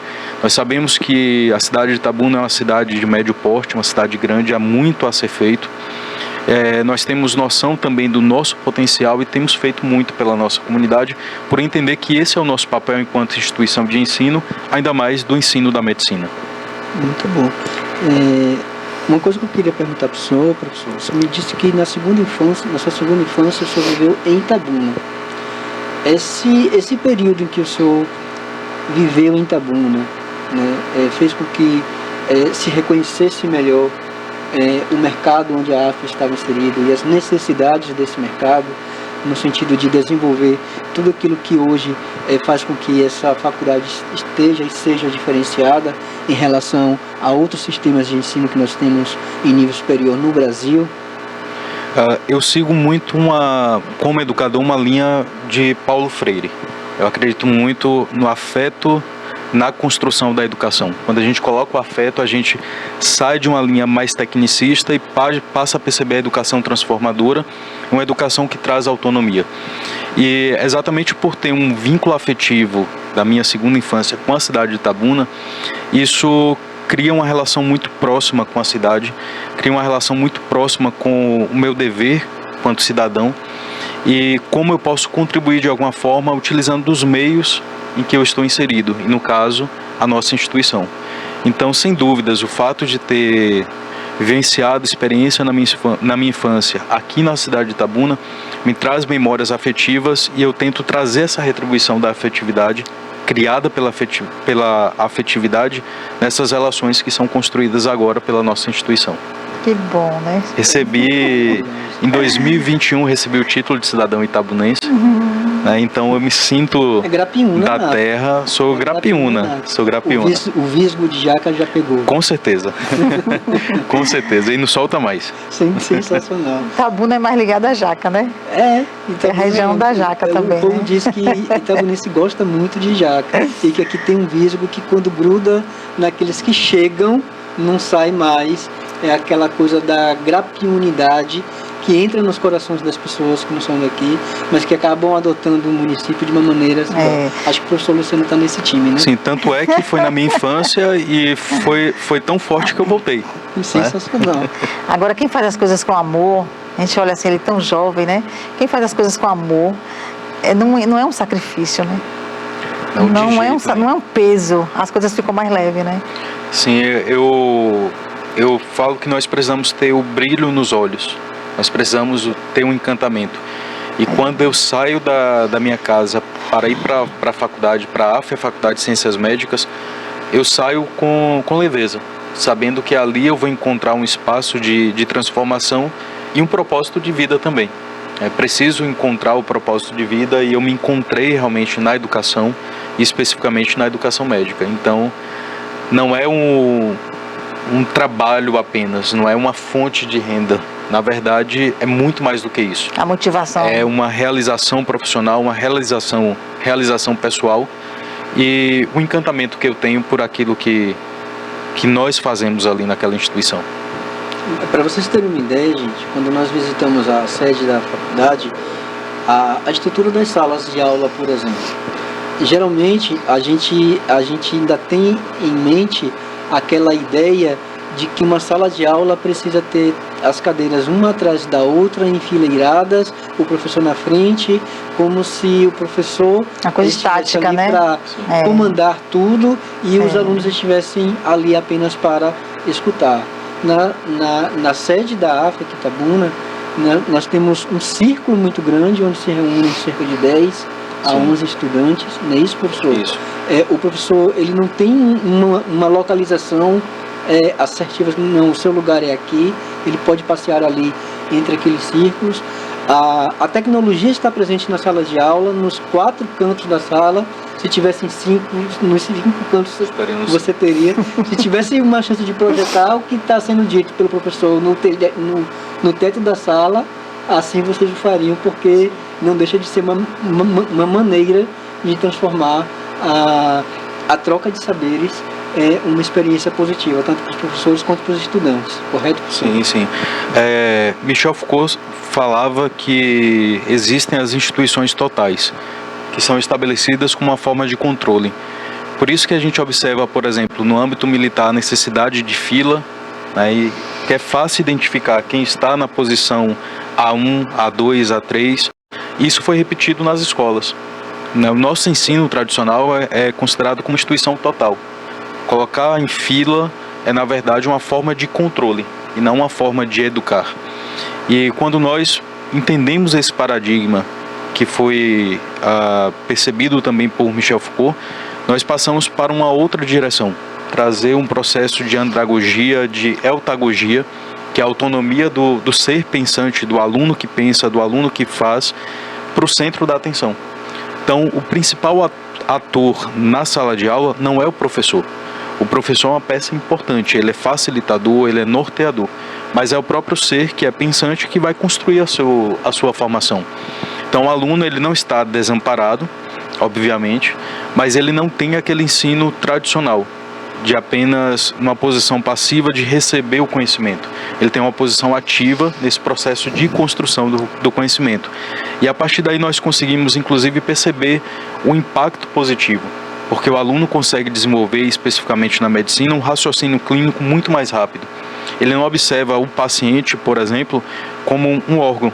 Ele não observa o paciente como uma patologia, ele observa o paciente como uma pessoa integral e que precisa do cuidado também integral. E isso é possível a partir até mesmo da lógica da estrutura de sala de aula, que não são cadeiras enfileiradas. Na verdade, são mesas redondas e compartilham o conhecimento naquele espaço. Professor, uma coisa que ficou muito forte na minha mente também, quando nós visitamos a faculdade, que me reportou um pouco a uma série muito famosa, né, que fala sobre as várias nuances da medicina, que é a de pessoas especiais ou pessoas que têm alguma deficiência e que precisam aprender a praticar a medicina, seja ela em quaisquer condições. E o próprio Diego e alguns profissionais e professores que estavam ali nos atendendo, que estavam participando da visita guiada junto com a gente, conversaram um pouco com a gente sobre isso. Disseram, olha, a gente precisa entender as peculiaridades de cada estudante que nós temos. Por exemplo, se nós temos um estudante com transtorno de déficit de atenção e hiperatividade, para esse estudante a gente precisa dar as condições de aprendizagem específicas que ele precisa, né? Aí às vezes o tempo de aula dele é um pouco diferenciado em relação aos dos demais estudantes, o tempo de prova dele, ou a forma dele ser avaliado é diferenciada. Comenta um pouco sobre isso, por favor. Como eu falei, a faculdade, na verdade, é um espaço de inclusão, né? Há um pensamento famoso que, inclusive, gera até certa polêmica, que fala que a diversidade é convidar para a festa, convidar para o baile, e a inclusão é convidar para dançar. Então, nós abrimos o espaço para a diversidade, mas é necessário mais do que abrir o espaço, é necessário chamar para dançar. Chamar realmente para que a pessoa possa fazer parte, para que possa se envolver de fato. Então nós estamos atentos a situações de TDAH, de autismo, de qualquer outra situação que precisa de fato de uma atenção especial. Até então nós tínhamos na faculdade um núcleo que era chamado de Núcleo de Apoio Psicopedagógico. Nós entendemos a necessidade de mudança, inclusive, do nome desse núcleo. Agora é Núcleo de Experiências Discentes. Ou seja, são várias experiências e nós precisamos dessa diversidade, nós precisamos dessa inclusão. Temos uma atenção especial. Quando nós identificamos algum aluno que precisa de uma atenção especial, por exemplo, cadeirante. Até então nós não tínhamos na faculdade aluno cadeirante. A primeira vez que entrou, que foi à faculdade um aluno cadeirante, nós já pensamos como nós vamos incluir também esse aluno. Quando ele estiver fazendo ali uma cirurgia, e aí nós adquirimos cadeiras que são automatizadas, que o aluno cadeirante, ele pode ficar em pé com segurança para realizar procedimento. É uma tecnologia também inovadora que nós não temos em qualquer outro lugar aqui na cidade de Itabuna, na verdade, no interior da Bahia. Não se utiliza e nós adquirimos isso porque nós pensamos que é uma forma de incluir esse estudante. Então, se outros alunos estão fazendo ali uma cirurgia, por exemplo, esse aluno ele não pode deixar de fazer, pelo processo de formação e também pelo processo de inclusão. Então, adquirimos equipamentos, cadeiras específicas para que ele também possa participar de todos esses procedimentos. Ou seja, a grosso modo, digamos assim, numa situação, entre aspas, normal, né, para que esse aluno tivesse acesso a esse tipo de ensino, né, ou de prática, geralmente se abaixaria a mesa na altura da cadeira que ele fica sentado para que ele pudesse visualizar ou executar aquela atividade que está sendo proposta. Exatamente. No caso da AFIA, não. Vocês têm o equipamento que permite que ele fique em pé na altura em que todos os outros alunos que podem andar também ficam, e assim ele vai experimentar a mesma experiência que os outros estudantes experimentam. Exatamente. Como eu falei, não basta garantir um espaço de diversidade, é necessário garantir um espaço de inclusão. Então, esse aluno precisa estar incluído como os demais. E ele vai escolher, bom, eu quero, e aí nós temos várias opções. Nós temos marcas que podem diminuir a altura, se ele optar por esse caminho. Temos a cadeira, que também pode variar a altura, e nós temos esse outro equipamento que pode deixá-lo em pé, então é uma escolha dele.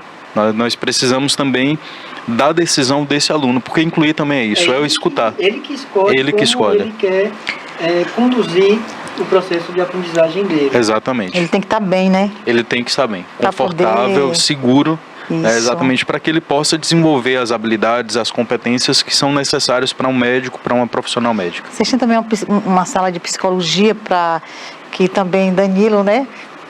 Nos explicou lá também, aquela sala de psicologia, que tem alunos que são de outro estado, sente falta da família, aí tem aquele espaço para ele, se ele quiser conversar com a psicóloga, se ele estiver triste, com saudade, né? Sim, sim. Tem também essa atenção também, né? Sim, nós temos um espaço voltado para o aluno, que é o Núcleo de Experiências Discentes, e ali nós temos 3 psicólogas, 2 psicopedagogas, porque também o nosso modelo de ensino, as nossas metodologias, geram um impacto no primeiro momento, porque nós recebemos alunos que saem do modelo tradicional, de uma instituição total para uma instituição que traz essa liberdade no processo de construção do conhecimento. Gera esse impacto. Então nós temos psicopedagogas e nós temos também psicólogas que dão essa atenção para os nossos alunos. E é um espaço mesmo de acolhimento, de recepção, de orientação que nós temos em nossa faculdade. Não só para os alunos, mas também para os professores e colaboradores. Então, o mesmo bem-estar que nós tentamos trazer para os alunos, tentamos trazer para os professores. Eu falei agora há pouco de uma cadeira de massagem, que pode ser uma coisa simples. Para o aluno faz diferença. E temos também para o professor, para o colaborador administrativo, que muitas vezes sai da sua casa, passa o dia na instituição e precisa também de um conforto. Sair da tensão, né? Exatamente. Você fica tenso? De vez em quando, mas aí nós temos todo o suporte, todo o apoio para a gente. Nós temos um núcleo que é bem interessante, que é um núcleo de saúde e espiritualidade. Também que estimula também outras práticas, o que nós chamamos de práticas integradoras ou integrativas, envolvendo saúde, envolvendo espiritualidade, traz um pouquinho de musicoterapia, aromaterapia, outras práticas que são interessantes. Então, no momento de tensão, a gente sabe que vai encontrar o apoio, né? Sim, com exatamente. Certeza. Ô, Érico, tem alguma pergunta no WhatsApp aí? Alguém interagiu? Na verdade, eu esqueci de conversar com os espectadores. E se você quiser participar dessa conversa com a gente, vocês podem trazer o seu comentário, a sua sugestão, a sua pergunta, né, para o nosso entrevistado através do nosso WhatsApp, que é o 73988093838, ou ainda, se você estiver acompanhando a nossa transmissão através do nosso canal TVI News Brasil no YouTube, você participa com a gente lá através do nosso chat. E aí a nossa produção traz essas perguntas pra gente, tá? Eu vou dar uma olhada nessas perguntas já, se a gente tem alguma pergunta, professor. Mas antes, eu queria conversar com o senhor o seguinte. Todos os ambientes da AFIA produzem conhecimento de alguma maneira. O auditório tem um nome e dentro do auditório tem uma parede enorme que justifica por que aquele nome foi escolhido. Se a gente passa pela sala de descanso, até ali na sala de descanso há uma maneira de se produzir conhecimentos, né? Porque os estudantes no descanso eles estão compartilhando informações, assim como também nas áreas de lazer, na sala de jogos e por aí vai. Conversa um pouco com a gente, principalmente sobre essa questão do auditório que tem um nome, qual é o nome e o porquê desse nome. Bom, nós homenageamos pessoas que são referência na medicina. E quando nós pensamos e perguntamos até mesmo para outras pessoas, quais são os baluartes da medicina? Por incrível que pareça, normalmente citam o nome de homens que foram importantes, né, para o contexto das ciências médicas. Mas nós precisamos também resgatar a memória feminina. Nós precisamos resgatar a memória daquelas mulheres que foram pioneiras na formação da medicina, que foram legados, professoras, né? E têm legados importantíssimos. Então, nós procuramos homenagear os nossos espaços, trazendo um pouco da história e resgatando a memória, e ao mesmo tempo homenageando essas personalidades que contribuíram de modo significativo para a medicina. O nosso auditório hoje é a doutora Rita Lobato, que foi a primeira médica formada em medicina no Brasil. Ela era sulista, foi para Salvador, estudou aqui na Bahia, concluiu o curso de medicina aqui na Bahia e se tornou a primeira mulher formada em medicina no Brasil. Nós tivemos outras médicas que foram antecessoras a Rita Lobato, mas que se graduaram no estrangeiro, se formaram no estrangeiro e voltaram para o país. E Rita Lobato foi a primeira mulher formada em medicina no Brasil e que exerceu não apenas a medicina, mas também a educação médica. E um outro espaço também, que é um espaço de produção de conhecimento, que nós respiramos o conhecimento, é a biblioteca. E ali para a biblioteca nós selecionamos o nome de Maria Odília Teixeira, que é a primeira mulher negra formada em medicina no país. Recentemente nós tivemos o contato com a bisneta de Maria Odília Teixeira, que inclusive é daqui da região de Ilhéus, né, e informamos sobre essa homenagem que nós fizemos a essa mulher, que é uma referência para a medicina e que são poucas pessoas que conhecem da história dessa mulher que enfrentou não apenas as dificuldades em razão dos obstáculos criados para mulheres, mas também para mulheres negras, para a população negra. E ela, como mulher negra, primeira médica negra formada no Brasil, recebeu essa nossa homenagem e hoje, na verdade, é a faculdade que se sente homenageada por carregar o nome dessas duas mulheres que são fortes. É muito importante. Eu só preciso fazer uma correçãozinha aqui rápido. Eu estou me referindo o tempo todo aqui ao diretor de marketing da AFIA como um Diego, na verdade. É Danilo. Acho que tem um Diego, realmente. Tem Diego. Que também faz parte. Essa desculpa do da setor de marketing. marketing. Né? Exatamente. Mas o diretor de marketing da AFIA em Itabuna é o Danilo. Então, Danilo, peço desculpas, tá? Pelo meu equívoco, mas está corrigido. É Danilo, não Diego. Mas não se preocupe não, porque eu sempre troco o nome dos dois. Eu mando mensagem para Diego chamando de Dan e para Dan chamando de Di. Professor, quais são as formas de ingresso na AFIA? Bom, nós temos várias formas de ingresso. Nós temos o vestibular tradicional, nós temos, utilizando a nota do Enem, temos também para portador de diploma e via transferência de outras instituições de medicina. Além disso, nós temos algumas parcerias de financiamento. Temos o programa FIES, que é importante também, que promove a inclusão. Temos o ProUni e, por sermos vinculados ao programa Mais Médicos, 10% das nossas vagas são destinadas para a população de baixa renda. Então, nós temos 10% das nossas vagas voltadas para bolsistas integrais.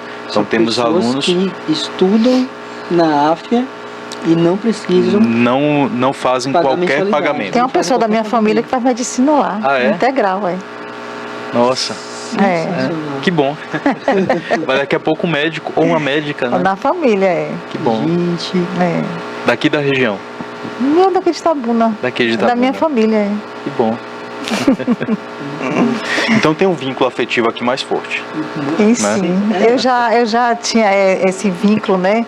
Essa paixão, né, que a gente tem, né, quando passa uma pessoa da família, essa ligação também.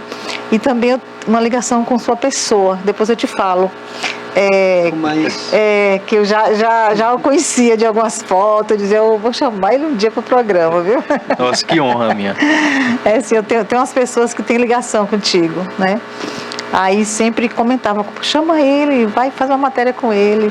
Aí quando foi agora o aniversário da cidade, eu falei, não foi ele, que foi uma pessoa importante para a gente trazer o diretor da Santo Agostinho, porque essa história, né, da AFIA, para trazer essa faculdade, né, ela é muito importante para Itabuna. E assim, é uma instituição muito importante. Aí eu fiquei namorando, mandei umas mensagens pelo Instagram. Depois eu soube que Danilo estava lá e falei, agora a ponte vai ser Danilo, eu vou lá. E assim, eu já ficava de olho, né?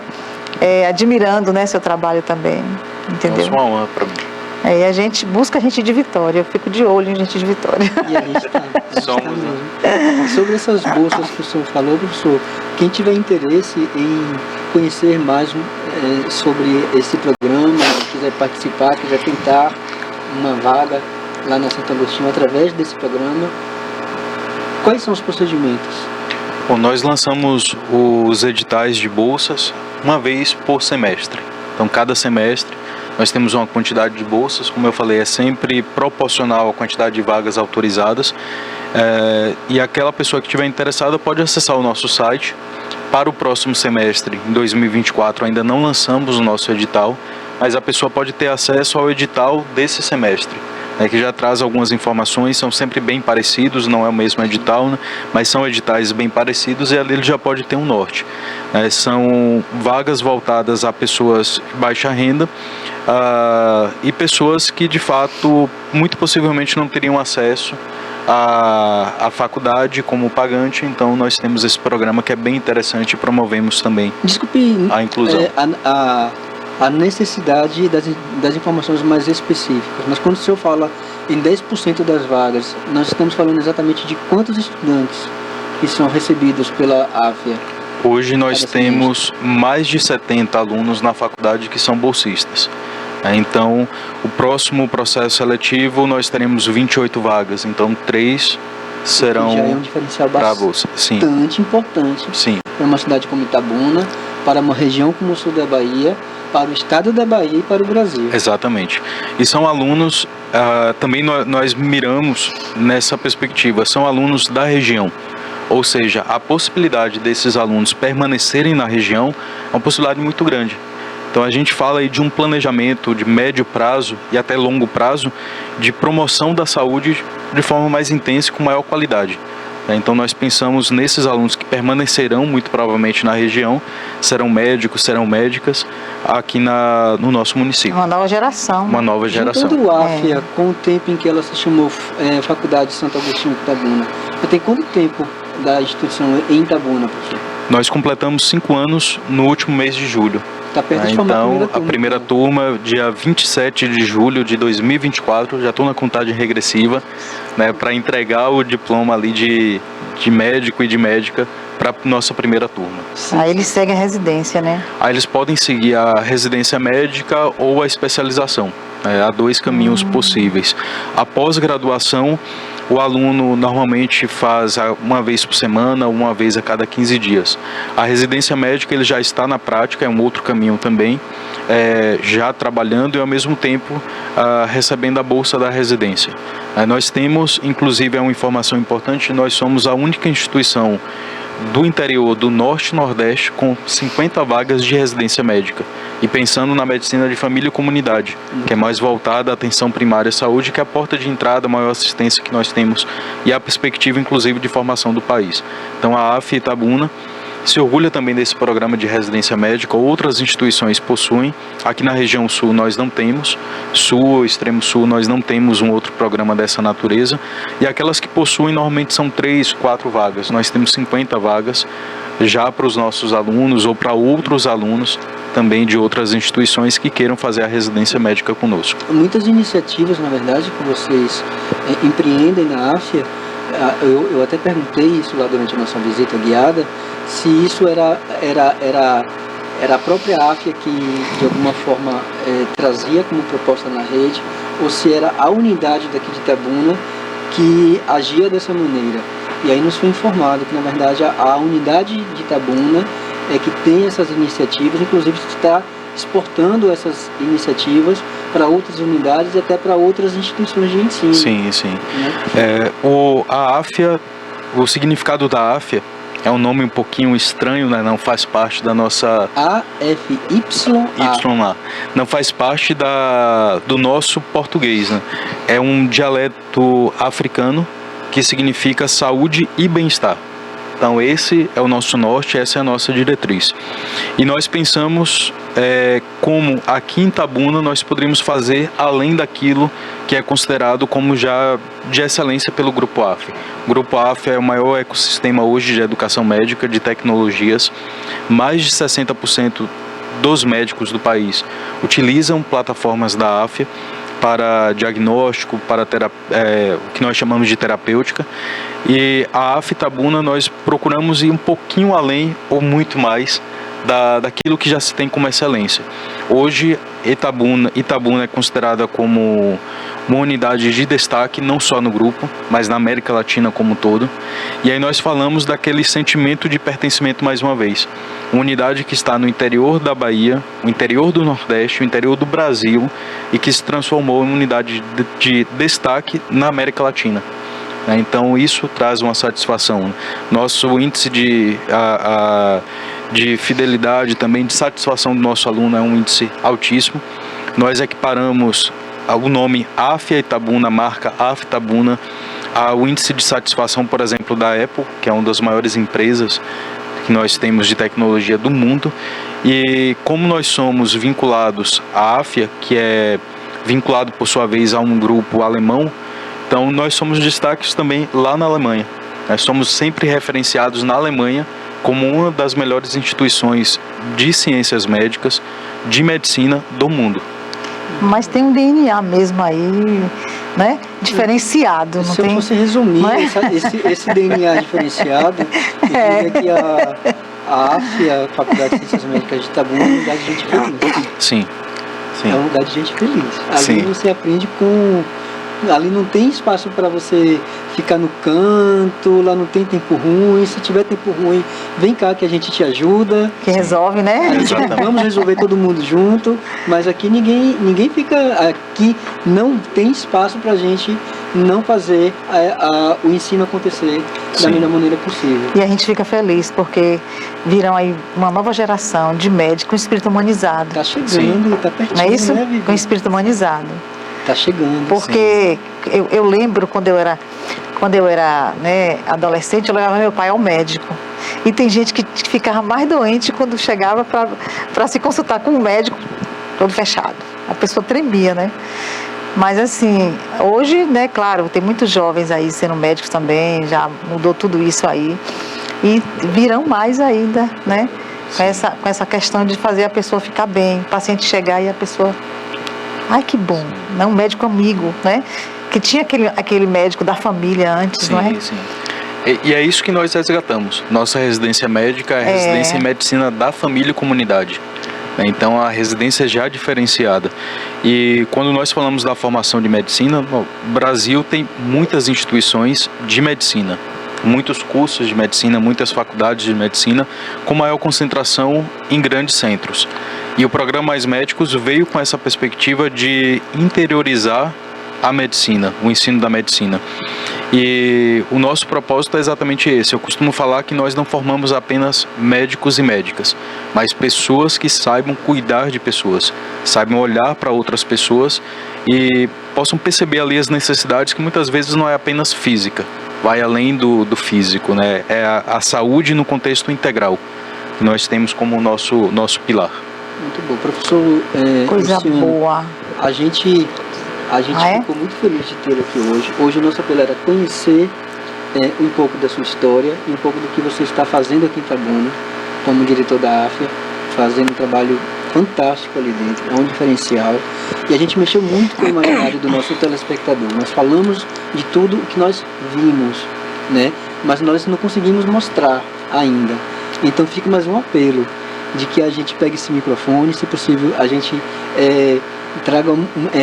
destaque uma equipe para mostrar para os nossos telespectadores sobre tudo isso que nós conversamos aqui. Fotos, né? A gente precisa mostrar isso, né, com mais conhecimento de causa e efeito, porque de verdade vale a pena a gente mostrar que é possível fazer uma educação diferenciada com decisões simples, de maneira simples e de maneira humanizada. O senhor está de parabéns. Quero te agradecer, e sua equipe, pelo que vocês oferecem ao município de Itabuna e ao nosso país. Eu me sinto honrado mais uma vez de estar aqui nesse programa. Eu acredito que foi no momento certo, né? E desde logo já faço um convite para a Vitória, mais uma vez que você já esteve lá também em outra oportunidade, para conhecerem um pouco mais da nossa instituição, para mostrarem também um pouco daquilo que nós fazemos lá. E mais do que isso, para sentirem o que nós fazemos lá, que é uma educação realmente transformadora. Então as portas estão abertas, já são convidados, serão convidados de honra da nossa instituição. Vamos fazer um programa lá também, né? Vamos. Eu pensei, sabia? Vamos fazer um programa lá. Vamos sim. Né? Já fica o convite. Vivi. Ok. Agradecer a Deus por este momento tão bom. E até quinta. Se Deus quiser. Se Deus quiser.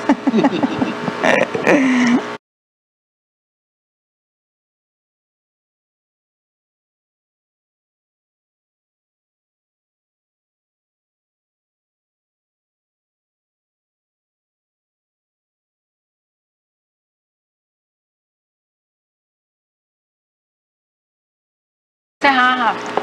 A gente vai aguardar. Já deu 12 horas. Também. Mais um Gente de Vitória hoje, você assistiu aí, né, com o diretor do hospital. E o TV News está chegando ao final, né, com agradecer a audiência de vocês aí assistindo pela TV, pelo celular. Aqui pelos bastidores. Então é isso. O nosso encontro amanhã novamente às 10 horas aqui no TV News, com você ao vivo. Para você que vai assistir a programação ao vivo, tem o Denilton Santos com Alerta Cidade. E para quem vai assistir o gravado, temos outra grade aí de programações para você conferir. Muito obrigado e até amanhã com fé em Deus.